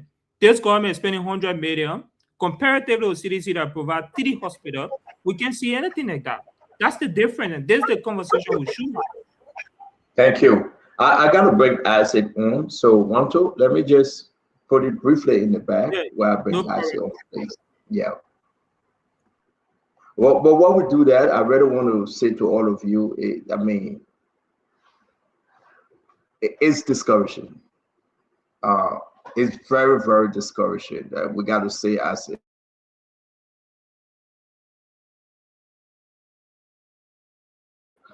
I think where we are, I don't know how. Is there any other, Chico? Is there any other way we can spin this? Because sometimes propaganda, you can spin something that is actually true. That is there. That is, when Daniel and King Nebuchadnezzar saw the writing on the wall, they couldn't twist it. They called a false prophet. They couldn't interpret. They called the advisors to the president, the wizards. They couldn't interpret because it was special kind of writing on the wall that only you got to be filled with the Spirit of God to interpret. And I asked that to booklet, and the only person that could interpret that was the man of God. What we are seeing Phoebe Hospital today, there's no way around it. We just can't interpret anything. $2 million given to the hospital, massive corruption. They're eating the money. One doctor, and I want to play the last video. I hope Lorena can put it up. They are eating the money. You cannot, and Liberians, just understand. You can't fix it. You go to the propaganda doctor, he can't solve it. It's there, my people. It is on the wall. It's there. It is written. Thou shalt not eat Phoebe Hospital money and forsake the hospital. It is written, thou shalt not cause the Liberian people in that region to suffer. It is written, it is there. Thou shalt treat your neighbor fairly. It's there, it's written. It shouldn't be an excuse that it happened during Jawea time. No. $1.2 billion. I like what somebody said. Compare that to the big cars people are riding and look at the hospital.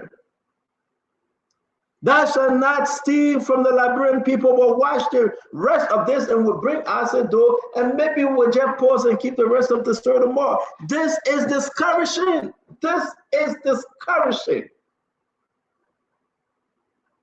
Not only Phoebe, JFK, redemption.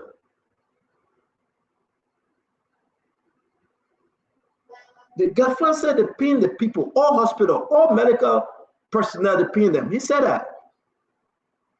But the people are saying that when protests on Monday, they have been neglected. Let's play the video, guys. Bear with me. Bear with. You know, I know we got good news, and I will give the good news. The yellow machine will be in the country on Sunday. Let's put that aside. We'll discuss it. The whole yellow machine, you know, the ship will be docked in on Sunday, right? We'll discuss that. We'll discuss that. So the whole yellow machine story now, the first consignment, the real one, not the one that, what is yellow woman name? Where woman name? The one that worked in the executive mansion. The yellow woman, what's her name? Mamaka Benedict. Not the one that Mamaka Benedict brought in. The people care about no. The one that Jeremiah on a yellow machine that will be headed by Samuka. We'll talk about it. But let's stick to the story. Let's play this one. The housekeeping office.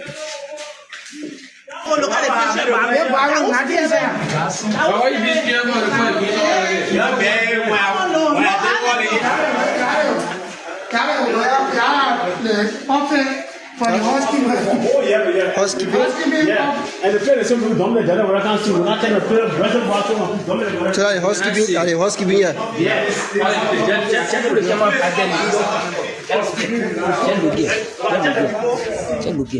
Right, you're asking something here. I'm trying to people to provide every part of it. Don't let them to get going. So that here all the this is waste the separate thing. So now what? Which one area? A separate thing? Yeah. All the other water from the hospital. Yeah, be done.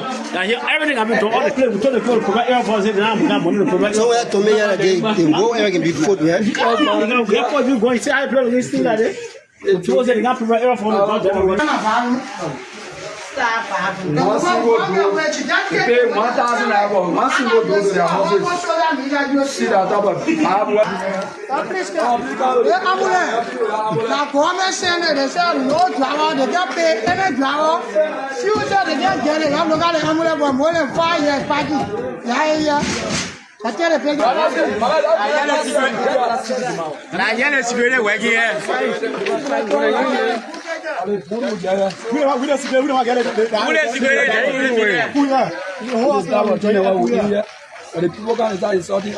Because we started stretching on there. They say they can't renovate this place now.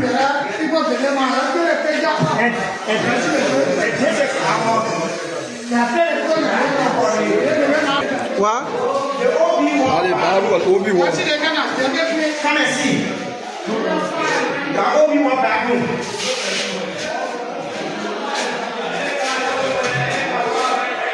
See.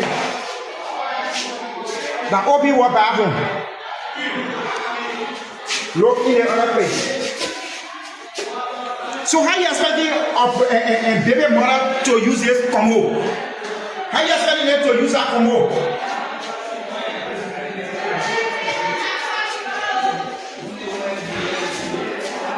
How you expecting somebody else to use that combo?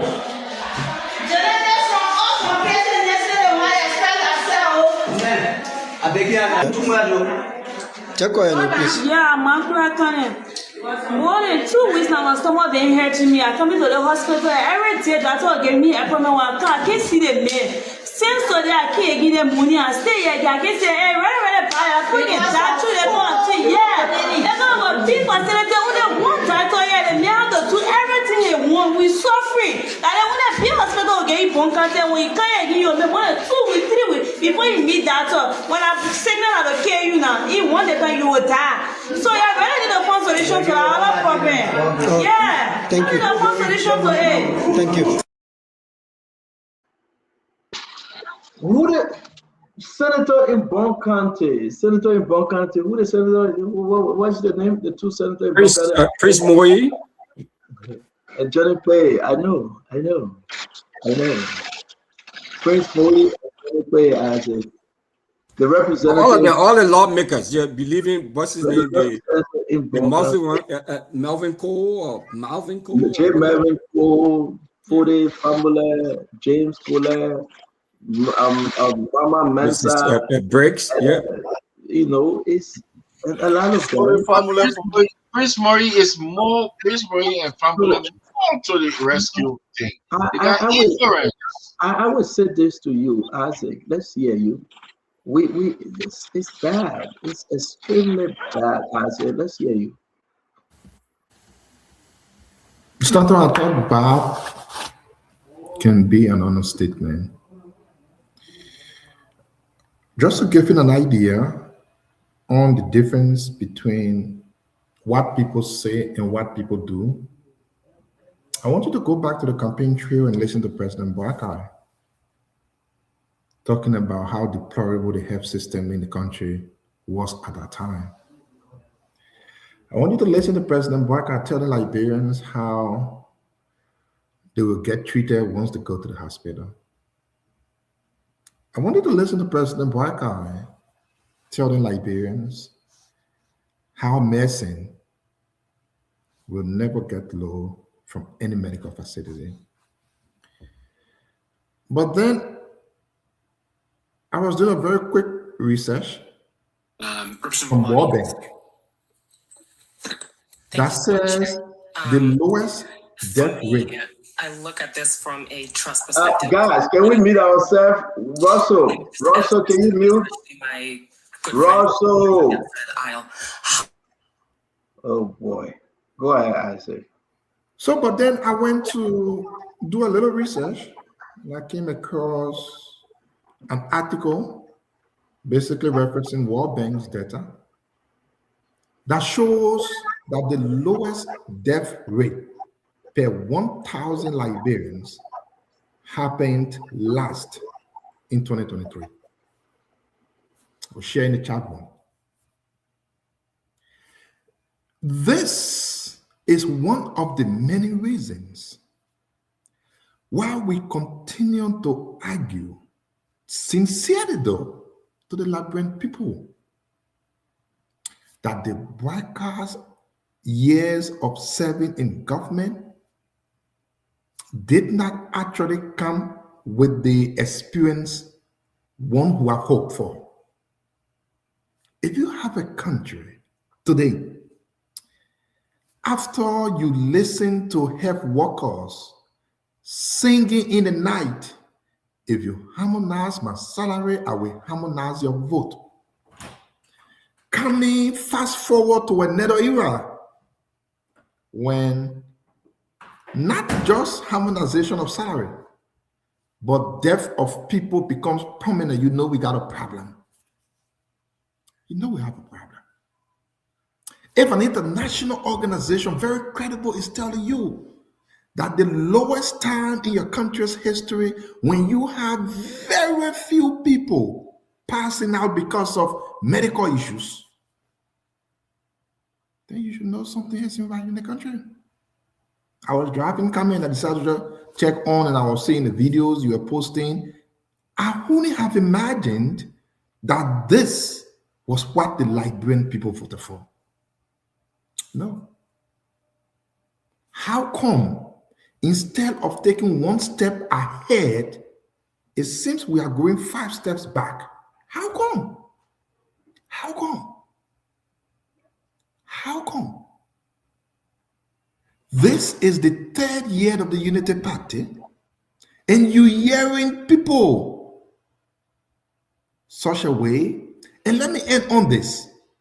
The Unity Party government, unlike the CDC, is not spending money to construct new facilities. They say, oh, the money was also buy medicine for that, it will be in hospital for. No, it was George Weah who constructed 100 bedrooms there in Bapodu. It was George Weah who actually put money in these things. President Thank you, Asif. Thank you. Thank you. Funds. Why is the declining? Why? That's it. Thank you very much. I think where we are, the hospital is very, very, very bad. But I am. Lorena, can you Please put the other video up I sent you. Government said they pay all the health workers, they are paying them. Every government hospital and other hospital, even the ELWA, they're giving them double salary.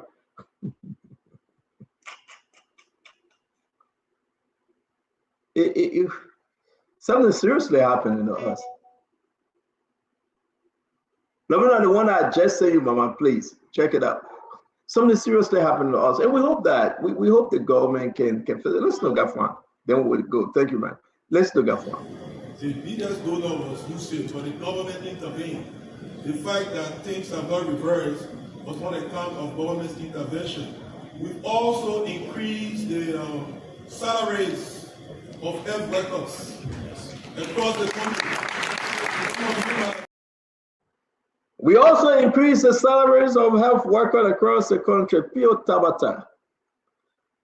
I wish I can talk like that. That's foolishness.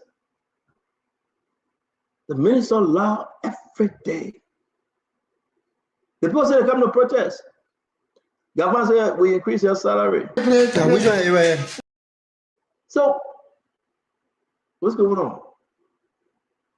The place is bad looking. Phoebe. But anyway, we got to move on. We'll continue another day.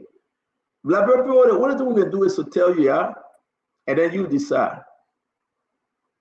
We'll be able to tell you every day till the government can get it right. Quickly, I want to come to this. This is the PPCC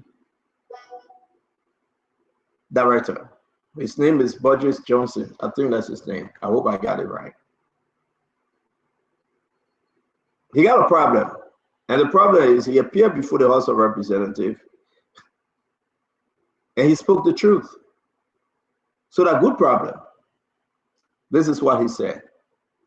And I want you to listen though, because again, that's another problem in our country. Members of the House of Representatives were left stunned after the Public Procurement and Concession Commission disclosed it has no record of how a $19.41 million contract for the Special Agro Processing Zone project in Gambassa County was awarded to a Ghanaian company. Appearing before the plenary on Thursday, PPCC Executive Director Burgess Johnson told lawmakers the commission was unaware of the procurement process for the multi-million-dollar contract. Johnson said, "We have no record about how this over $19 million contract was given out. Absolutely, we don't know." The contract for the construction of the Special Agro Processing Zone site in Buchanan was awarded to HM&E, a Ghanaian firm. The project is funded by the African Development Bank and is expected to transform Liberia's agricultural sector. The biggest donor was Lucid. I want to say to all of you, this is our problem. Nobody knows how to get it for the contract. Who can put a contract? HM&E. When I said something yesterday about agriculture ministry and other things, I was speaking from different informed position. 19.41 million. The men are supposed to do PPCC. That's all go through. The men say, you know about it. That the government will get it. And who investigated? We showed Thomas Gassois. He didn't reply, but we hope to ask. Same we talking about Grand Basser. We ask Youngbley. We ask Benson Gaffenley, and we ask the rest of the representatives. How did the people get the HM&E? How did those folks receive 19.41 million of a contract? And the government person that sort of signed the contract, I didn't know about it. What, Russell? What's going on? But Russell, we got special unit and another group sitting somewhere that can approve contract. Huh? But you know, I'm not mad because most of the president-nephew contract that were given Joe Mobile, they may see some of them too. So, Russell, talk to us. Standard, I don't know what else to say. I don't know if someone else has something better to say, but this daily drip of alleged corrupt activities going on in the country is painful. It's painful, and especially knowing that many people in the country are living on less than $1 a day, and seeing all of these excesses happening in the country, it it's painful. But clearly, uh, this government needs to turn things around. The government officials need to do better. There's constant news of alleged corrupt practices. I mean, look at what we just saw a few minutes ago at the condition of the healthcare, major healthcare center in the country in central Liberia, and is being deprived of all of the resources it needs to be at its optimum. And then a few seconds after hearing this news about contract being awarded to to to a foreign company, now it's not Lebanese, so I guess we're not blowing our heads off. Now it's a Ghanaian company, but it's equally as troubling when we have these processes in place and we are bypassing all of these processes. I mean, the impact, Stanton, is the same. It's the same. Drip of corruption. And nothing seemed to be done about it. Nothing seemed to be done about it. And so when you have a system put in place like the PPCC that's supposed to vet and check and approve of these contracts, they don't know anything about it. So who knows? How are they getting the contract? The boss, PPCC boss, Boris Johnson, say he has no record of how a contract worth $19+ million was awarded to a Ghanaian firm. No record. Not one, not small, nothing. Very clear. But they put that money, that'll be black.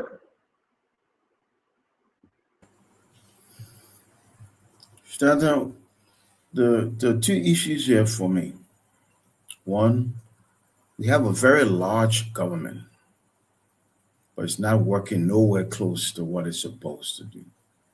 So for those who from the school that government is the fix for all problems, the experiment is failing here. We have so many agencies, so many commissions, so many authorities,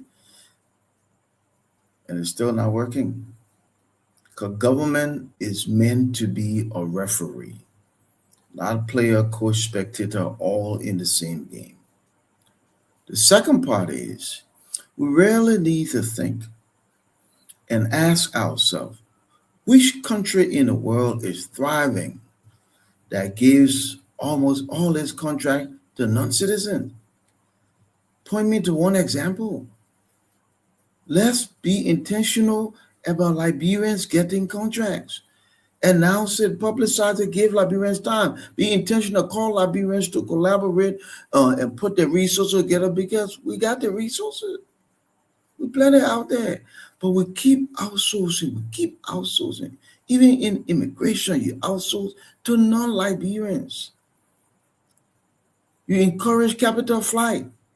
You don't create the multiplier effect at the rate that you should, because if Liberians are getting the contract, well, money will bounce 1, 2, 3, 4, 8 times. Money creates money. We create more economic activity. So we need to put a halt on it. You get this to the Ghanaians, you get it to the Sierra Leone, get it to the Lebanese, you get it to the Chinese. Let's put Liberians at the head of the line. Oh, I know, I forgot. The big argument is always, well, Liberians are not qualified. Well, if we take a little more time and be a little more intentional, Liberians will be in a place where they can do this stuff. Be intentional. So this contract, this bid, we're putting up for Liberians only for the next 1 year. Liberians, organize yourself. And then you can't find nobody. then you go there. And that's how the Americans do. They say when you want to bring an expert there, a professional to work with a company, you got to show that you couldn't find that person yet in America. Then we'll give you visa, whatever, in the account. You should start I mean, doing it that. happens even in Nigeria. Even in Nigeria, yeah. And the Ghanaians, I was just in Ghana the other day, and I was talking to one of the executives, and the Ghanaians are very intentional. You can be a billionaire. You come to Ghana, they got a tag team with a Ghanaian. So we should do the same thing here. Too many outsourcing to non-Liberians. It doesn't make sense. We need to stop it. Thank you, Dr. Copeland. Thank you, Colonel Gray. Thank you, Stanton. You know, when I looked at or we got a feedback, terrible. When I look at the video of Burgess appearing at the Senate, I see a man who is frustrated. Somebody who You're correct, Greg. really, You read it, read him right. yes, You're correct. the guy has reached his tipping point, and like we say, he's ready to spill the bean. That's how very frustrated he is. I'm not going to judge why foreign firms are getting all of the contract when Liberian firms are there as well and can produce the same. Maybe the kickback on the other side is more than the other. I don't know. I just cannot wrap my head around it. But what I would say is this. The PPCC was created as a anti-graft integrity institution to be able to see the level of transparency on how contract money moves within the governmental sector. From this kinds of indication, I want to believe that we're now meeting that expectation, and of course, maybe we don't have donor agencies coming now, so maybe the justification is this is our own money. And in my opinion, that's where accountability should even be more, because this is our own money and we have very meager resources, Stanton. And to sit down and they pay more for, a job that should be done less. Imagine the yellow machine situation. If we are gone by that doctrine, by now probably would have spent almost 90 or 80 million dollars, if not even more. And I want to believe this 19 million, probably the job is just about $6 or $7 million. And it hurts when we see people are doing this, and this is the kind of like real we need to move away from under this regime. So again, when people flag these kinds of situations down, I think I give them kudos. I gave the guy, even the director there, applause for even having the stamina to even appear in front of the House and making these kinds of staggering revelations. Imagine what else we don't know. And that has to stop, Stanton. Well, you're definitely right. I'm going to bring in Kef Ahmed Hassan. Kefiko.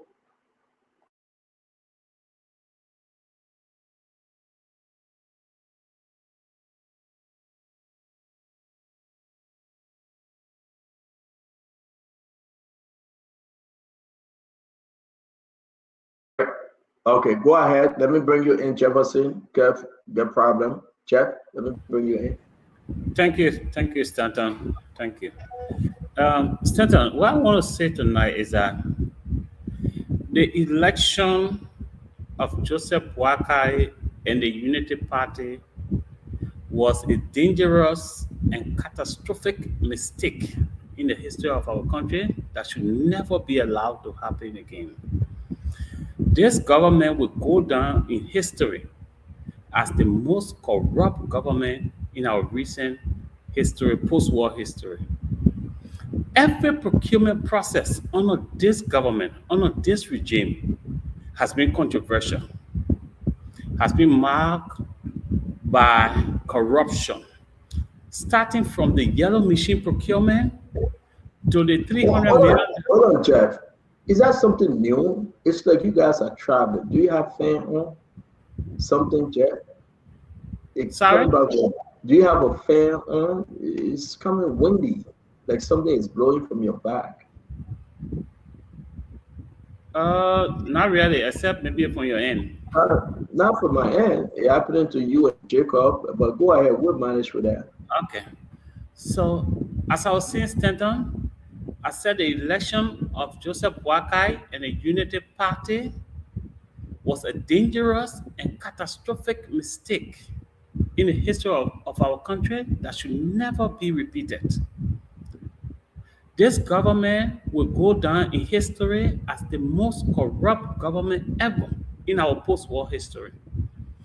Every procurement process under this regime, major procurement process under this regime, has been marked by controversy, corruption, and the disregard of the public procurement concession laws, ranging from the procurement of the yellow machines to the $300 million contract awarded to the Sierra Leone company, to the RRA project, and every other major procurement process in this country. And this is seriously concerning. Now, so $19 million project should be signed by the Minister of Justice and the Minister of Finance and the procuring entity, which is the Ministry of Agriculture.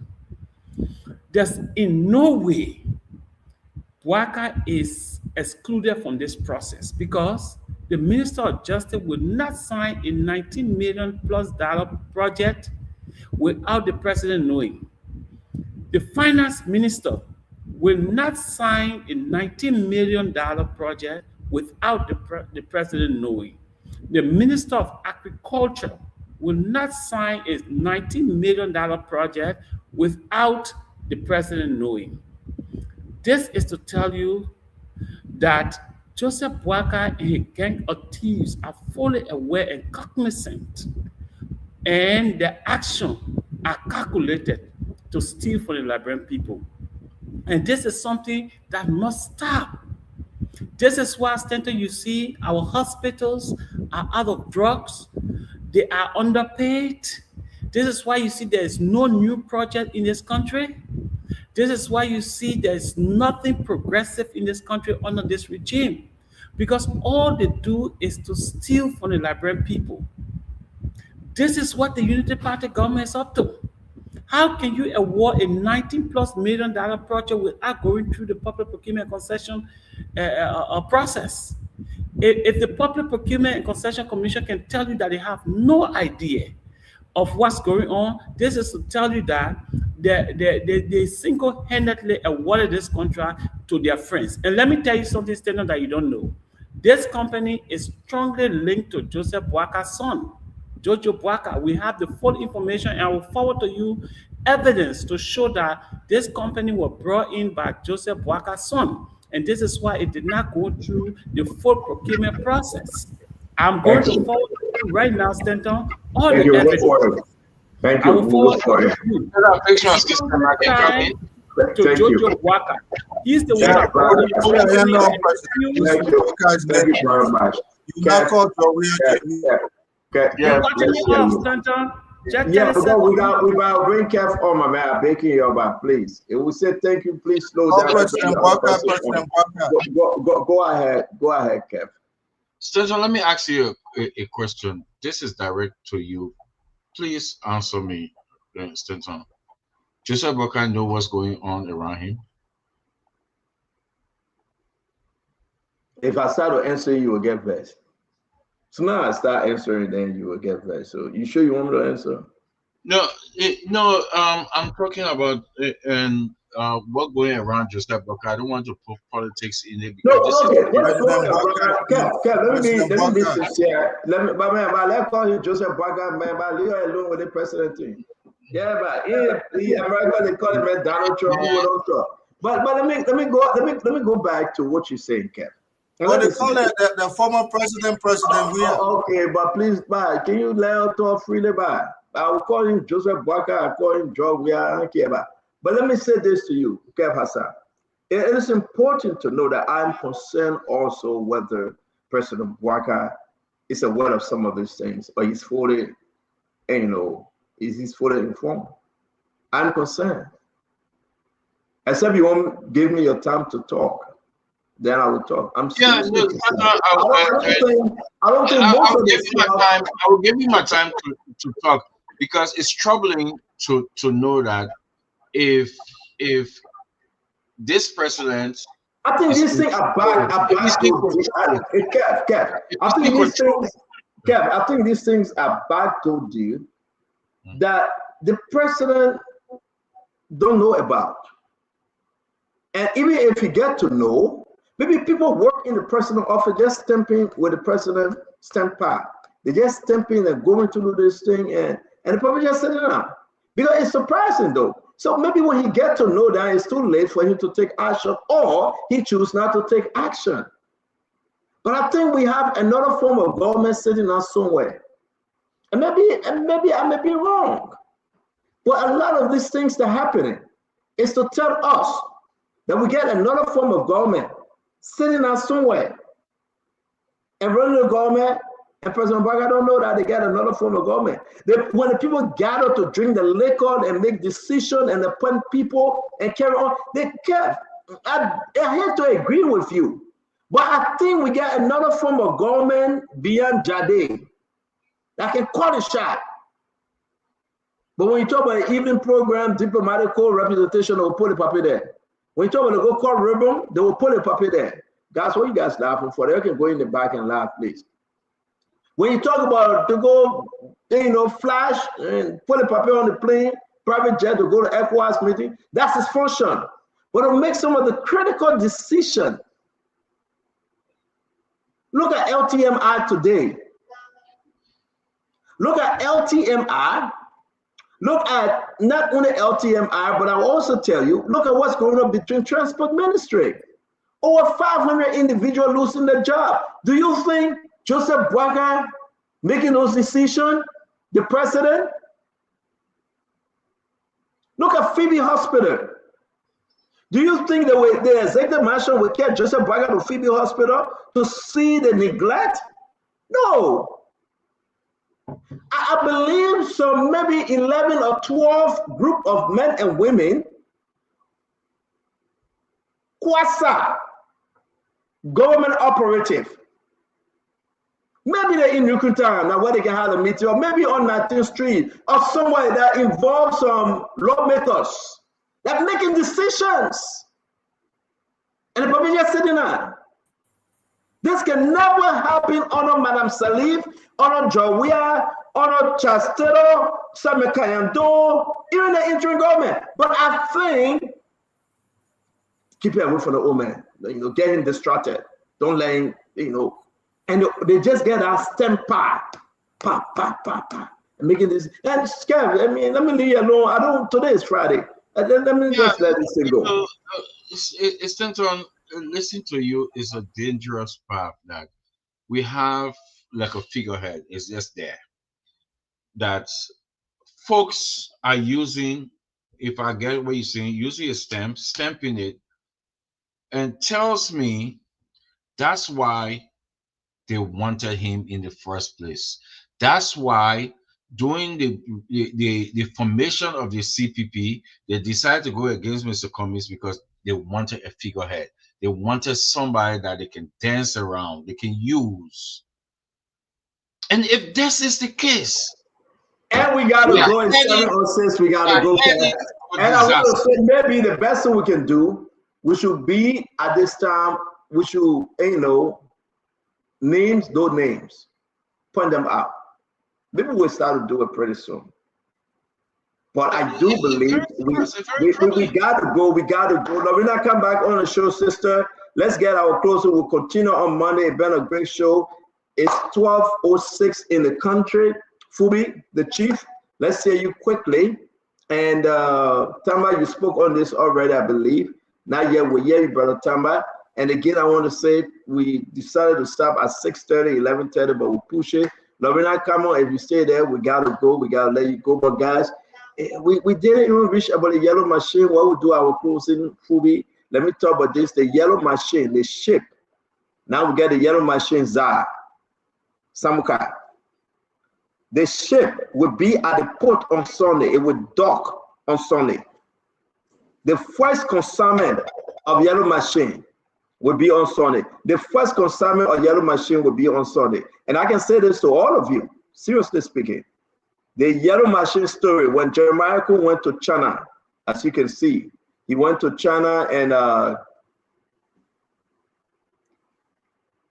Jeremiah went to China, went to China, and I can say this to you, that is very important for you to know that the first consignment, recovery guy is doing over there. the first consignment, as you can see right there, the yellow machine, Jeremiah is in yellow.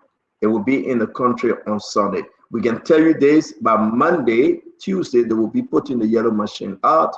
And again, we say this to everybody, they will be putting the yellow machine out. As you can see, there you have it. Who's the asset recovery guy? This guy from GSA. He's not from asset recovery guy. Oh, okay. I told you the guy, they look alike. No, he's from no asset recovery guy. No, but I thought you part of that GSA guy. No. The man too big to be asset recovery guy. Look at that guy's stomach. Look at Clamartin's stomach. Don't do that, man. Yeah, it's not Clamartin, but I'm telling you were part of the asset recovery. No, look at that guy. Look at Winston. They call that guy Winston. That guy can never reduce. I told you were part of the team. But again, there you have it. We want to say a wonderful show. Tama, thank you. Chief Fubi, thank you, my man. You say you got to go to the club tonight. Go ahead. Be very careful out there, Chief. We are already after 12.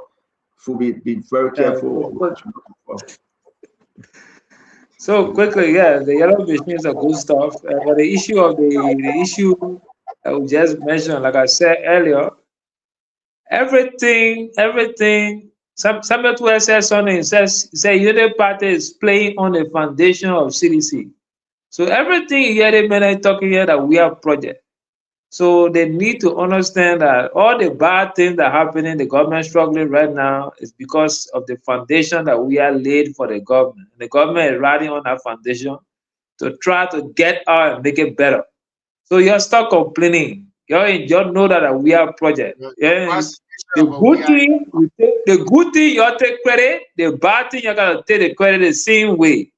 But it's good that the yellow machine coming on Sunday. That will be a new day for Liberia, and we're looking forward to what the guys will say after Sunday. The yellow machine comes on Sunday. But don't forget now, after the police then fly over Chicken Feed, they decide to fly over Spare Rib. I can tell you though, the Liberia National Police, they are elevating their status though. They fly over Chicken Feet. Now they want the red juice of the meat, spare rib. They are elevating the status of spare rib. Again, I want to say,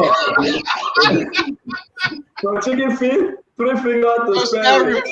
See, let me get my 30 seconds now. Let me chime in. Yes, thank you. I know.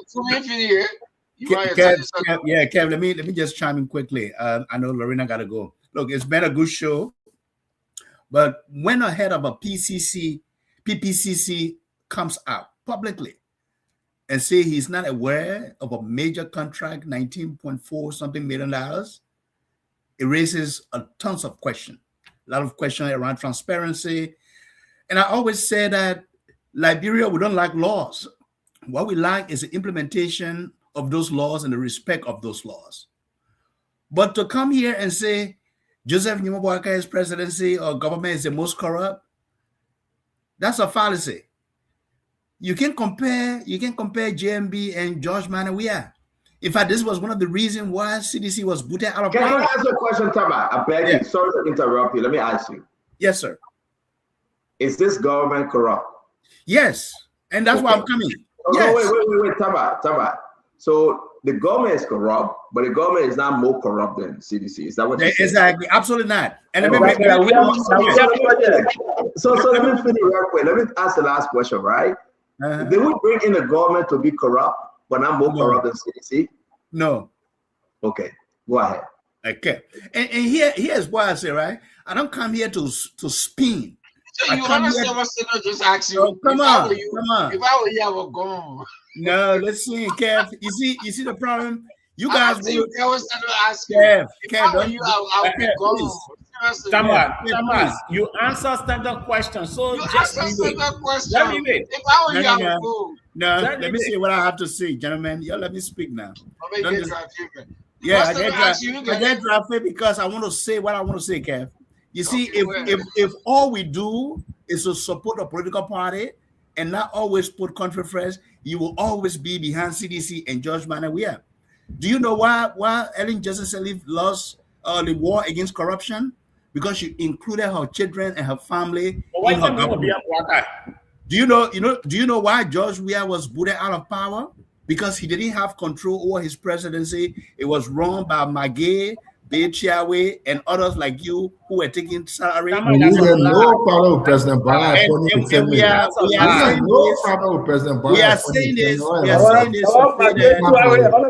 Session. Exactly. No problem with President Biden bringing all All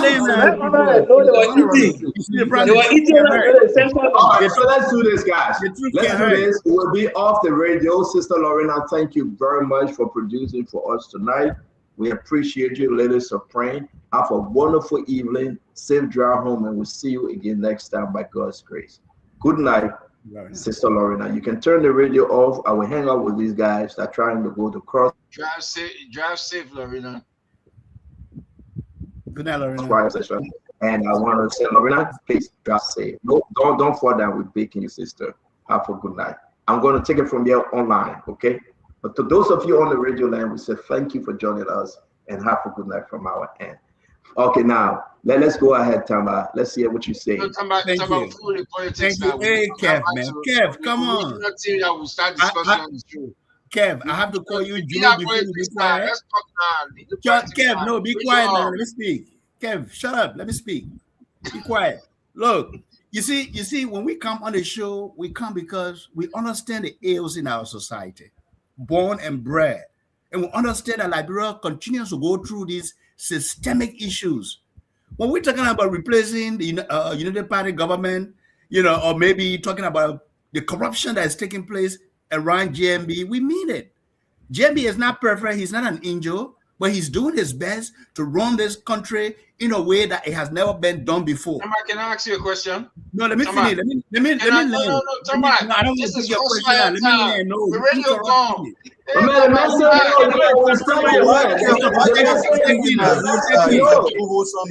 The man is implying. He said no. Then you want to close it.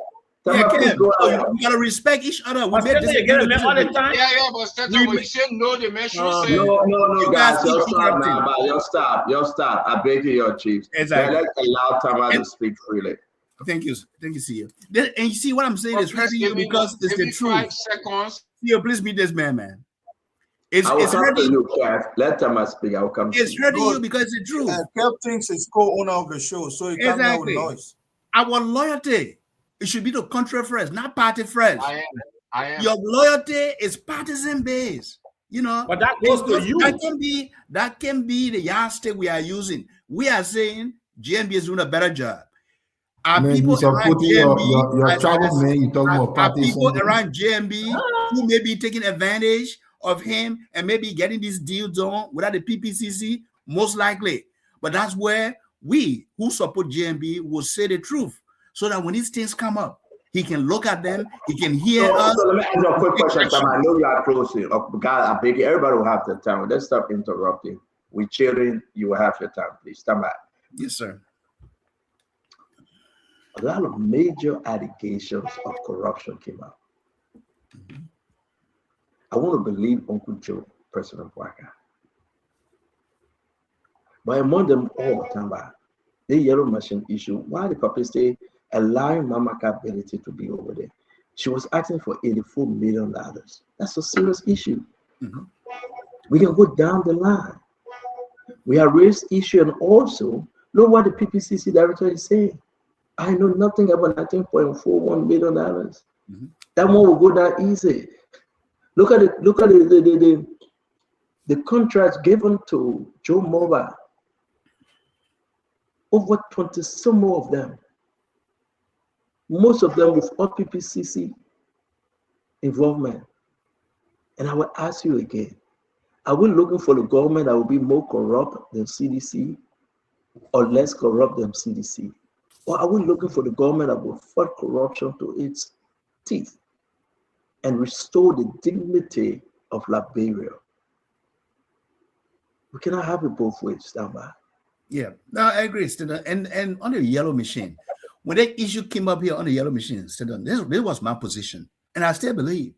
I said that given the fact that Mama Ability and Co lie about the yellow machines, that it was wrong to even keep her within the Ministry of State. And there has to be some accountability. And I still believe in that. I don't know the relationship that Mama Ability has with the president. But that's where I think we continue to encourage and advocate that JMB needs to hold his people accountable.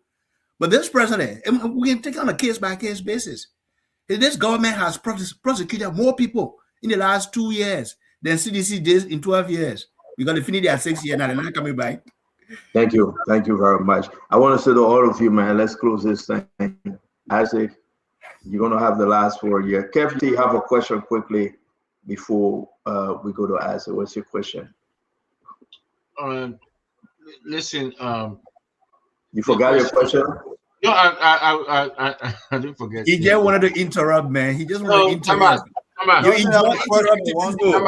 We can interrupt you too. We can speak let me about ask you a question. you know, interrupt you. Let me ask you. I'm giving him the medicine now. Yeah. Your own medicine. So, Kev, ask a question quickly. Now we got to go, please. Unity Party going to be 18 years in 2029. We saw what Martin Colley posted, right? The amount of money that came to Liberia. I think Isidore will charm on that, right? And when you Isidore, let me give him the chance, my man. He came late, man. When you look at the breakdown, who responsible for the downfall or the backwardness of Liberia? We look at the amount of money that came in, and Unity Party will be 18 years. As for now, Unity Party is 14 years going to 13 years, right? With all the money that came to Liberia, who you think responsible for all our problem? I can tell you, Kev. It's very simple. If I look at that breakdown, I read it, and I agree with Martin. We haven't gotten a good return on investment. No, I said who's responsible? Let me ask you a question now. People who are responsible are the likes of you and CDCNs and other people in government who put party above tribe. I mean, a party above. Okay. Forget about it.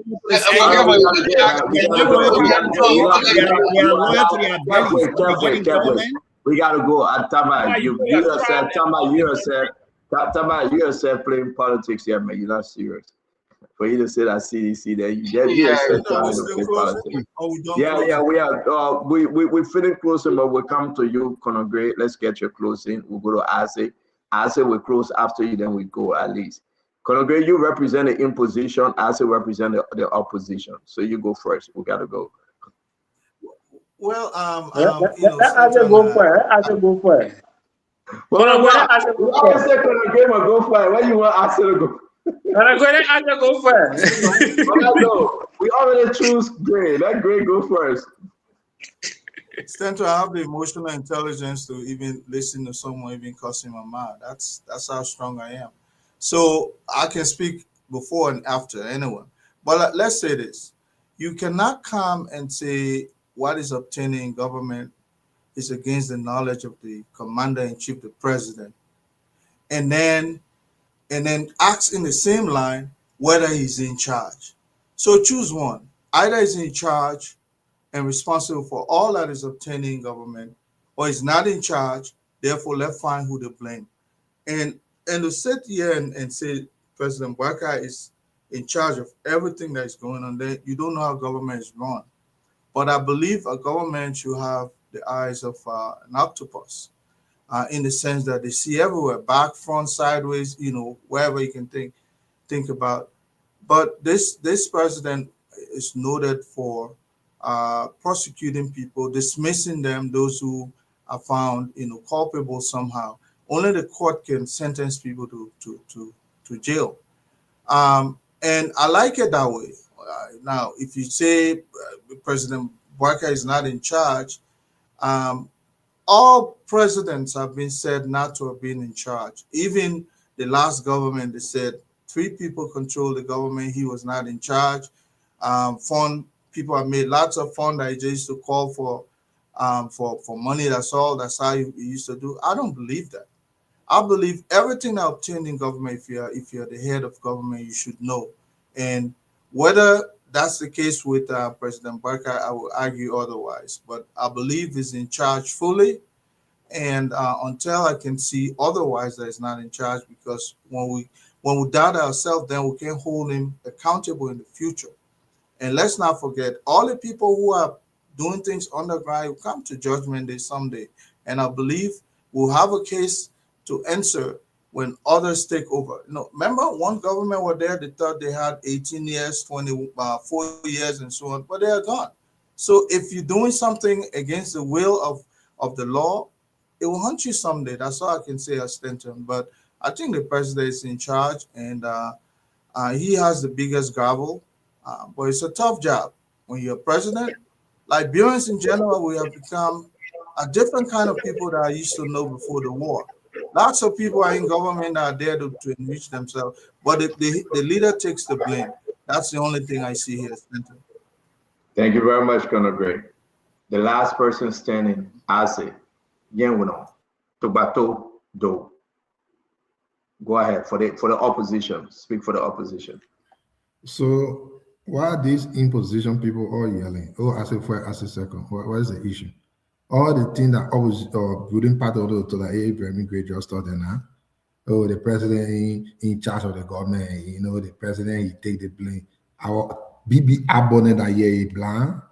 Are we not seeing what's going on in the country? And you want to tell what about you seeing?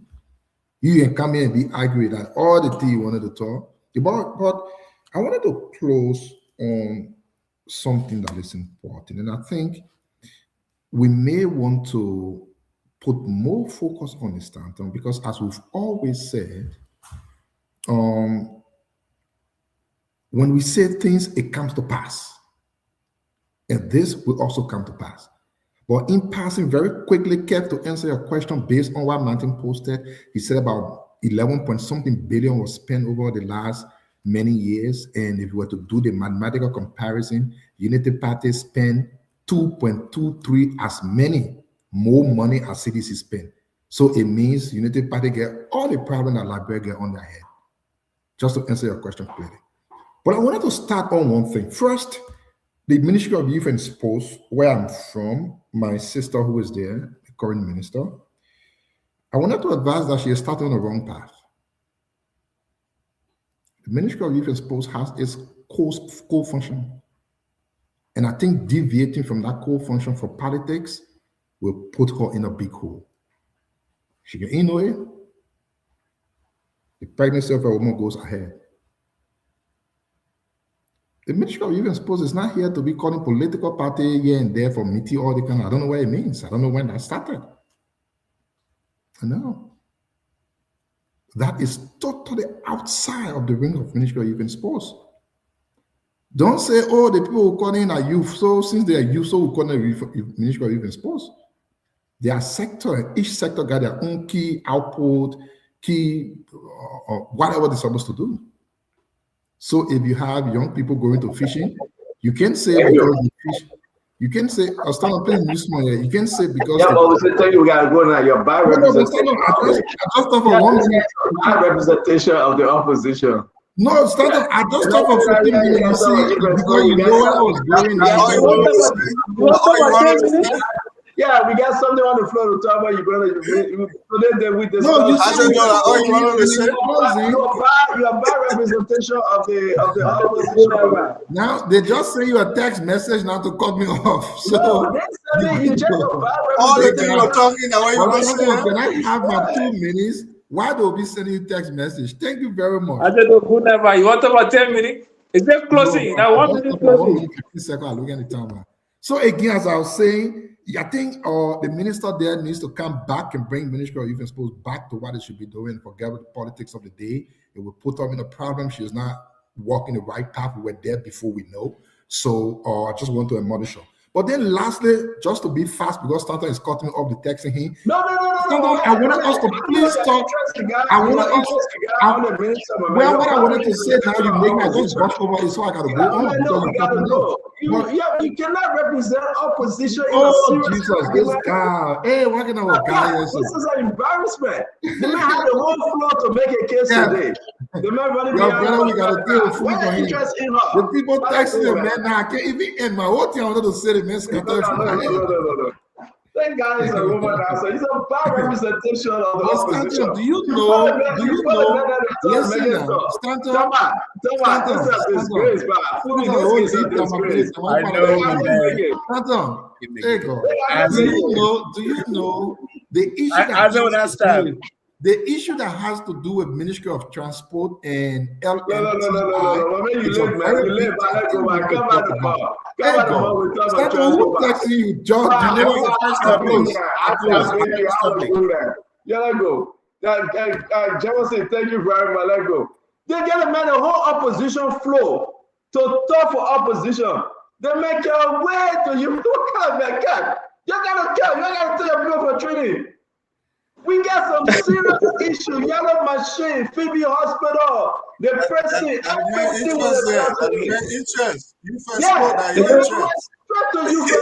special interest. The man basically the ministry, they eat whatever, pay them for it. and the straightforward answer to that is all better driven politicians who have served in government or who are serving in government. They are the ones responsible. That's the answer. I just want to ask it. Maybe Joseph would have done a better closing. Oh yeah. You'll go through my worker. I mean, I have a good night.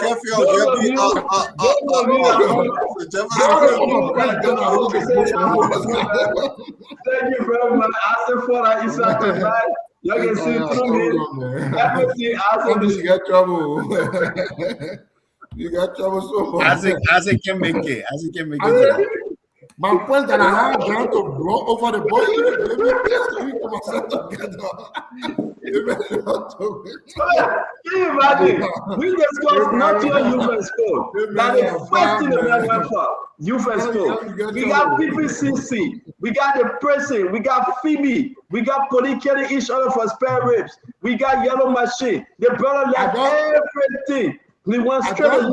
What's your interest in youth and sport? We'll call to the next time and get you consultancy.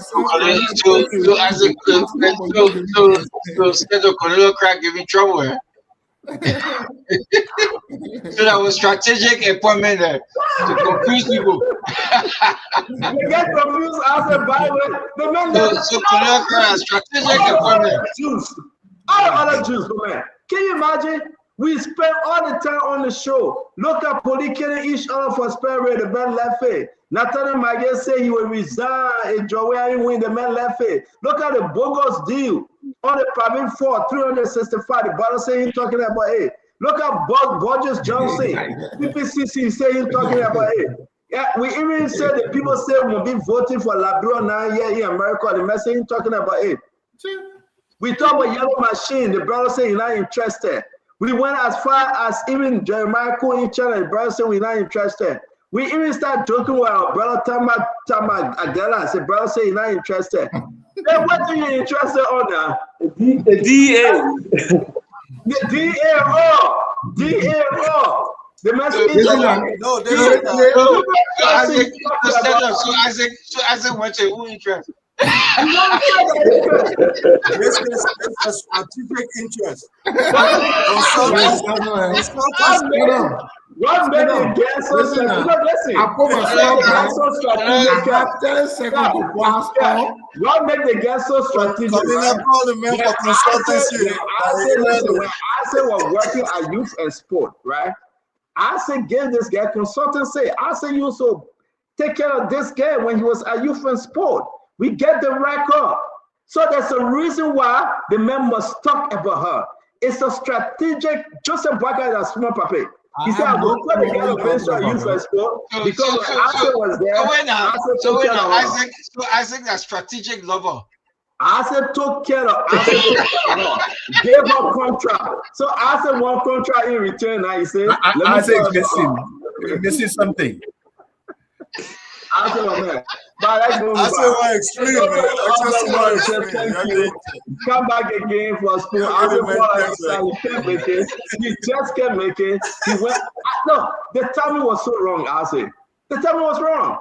So you said Isaac get interest? You say Isaac get interest there? Oh yeah. Oh yeah. Isaac get a proposal and I want to pass You want to say? You know, so you say one guy is a very strategic puppy. He just stand again, and you. They get confused Isaac. She confused Isaac. Yeah. Isaac left everything and start pressing again. Again, it's a wonderful guy. I will advise you. Don't call politician and call me. Can you imagine Isaac telling you?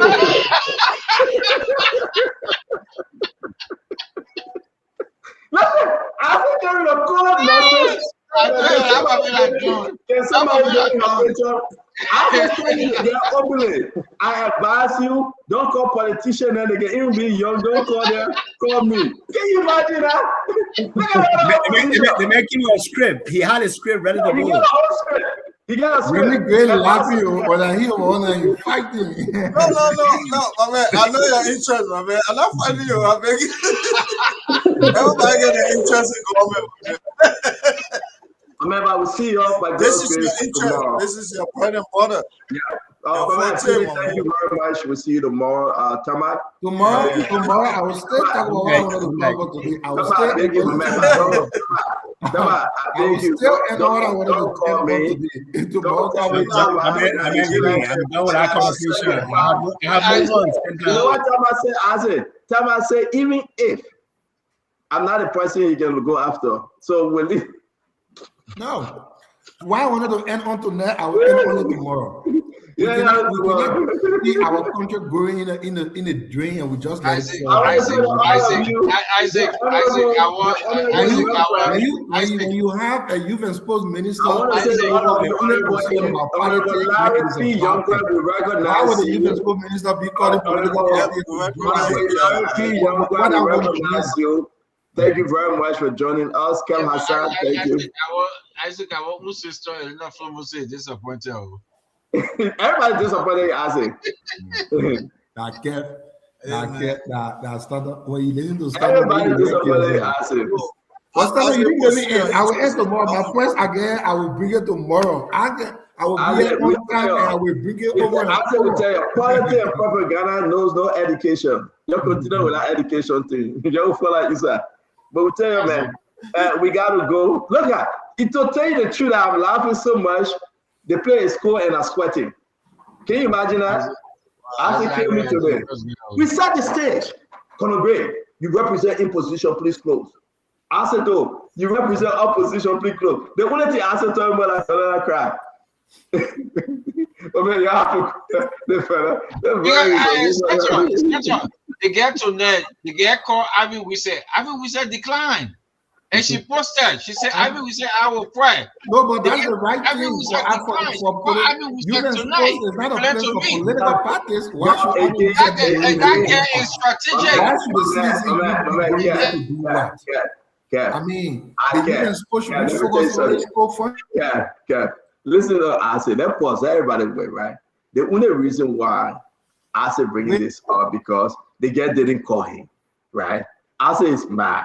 He ordered our phone call. Now let me give Asa number to her. Let me call Asa number. I beg you, please. Somebody give it. I will give it to her. I get calling her number. Let me get Asa number to her. Asa number that. Hold on 1 minute, guys. Let me get Asa number. Where is it? Where Asa number? I said no. Somebody please give it to her. Go after him, man. Huh?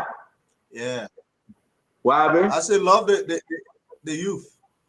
Yeah, I said love the youth. I was give Remy Great Novel. That Remy Great nobody knows. Everybody came and know. So give Remy Great Novel.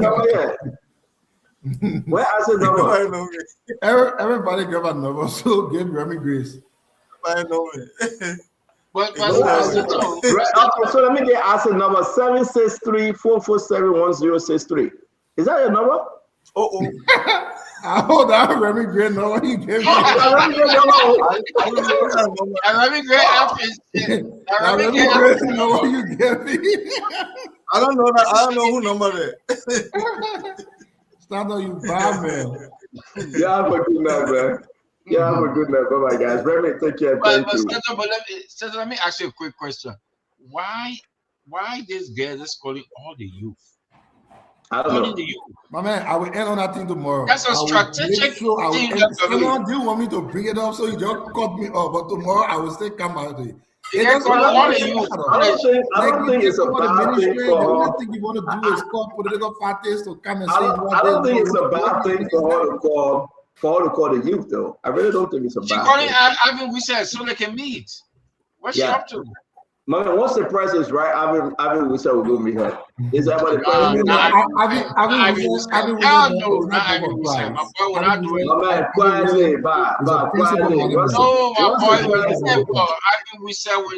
Once the price is right. If the political advisor to the president is calling political parties, then we will be talking.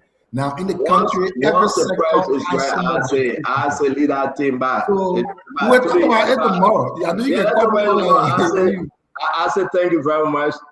Kefiko, thank you, my friend. It's been a great show. Thank you for joining us. I want to say to all of you out there, we appreciate you. Then we meet again. May God bless you. May God keep you listening. This is what we do every day. Just imagine we come here and talk to you, and we hope you enjoy the program. We are not scripted. We made mistake. We own up to our mistake. But every day we come to talk to you. May God bless you. May God keep you. We are having Bible study tonight. If you want to join us for Bible study, I will put a number up online. By the way, you can be part of it. And I'll put all these guys that are in Bible study. You gotta listen to the words of God, right? Crying out Davis, daughter Daniel, have my sympathy. I heard that you lost your uncle. Daniel Buzizi, have my sympathy. Zoba Jalai, it's good to have you, Zoba. It's good to have you, my friend. Jerome Tier, Peter Hammer, all of you, I want to say we appreciate your participation tonight. So please be safe, be blessed, enjoy your beautiful weekend till we can meet you and see you again. Have a good night, have a good evening. From my end, we close the show. Bobby Zina White. Let me recognize you, my sister Bobby. Long time, call me Bobby. Come and let's talk. Abraham Amara Dono, Kotu Boloma, Yusuf Sharif, Sheku Konen. It's all of you, man. Vera Wallace. All of you, good people. We appreciate you. Good night. Bye-bye for now.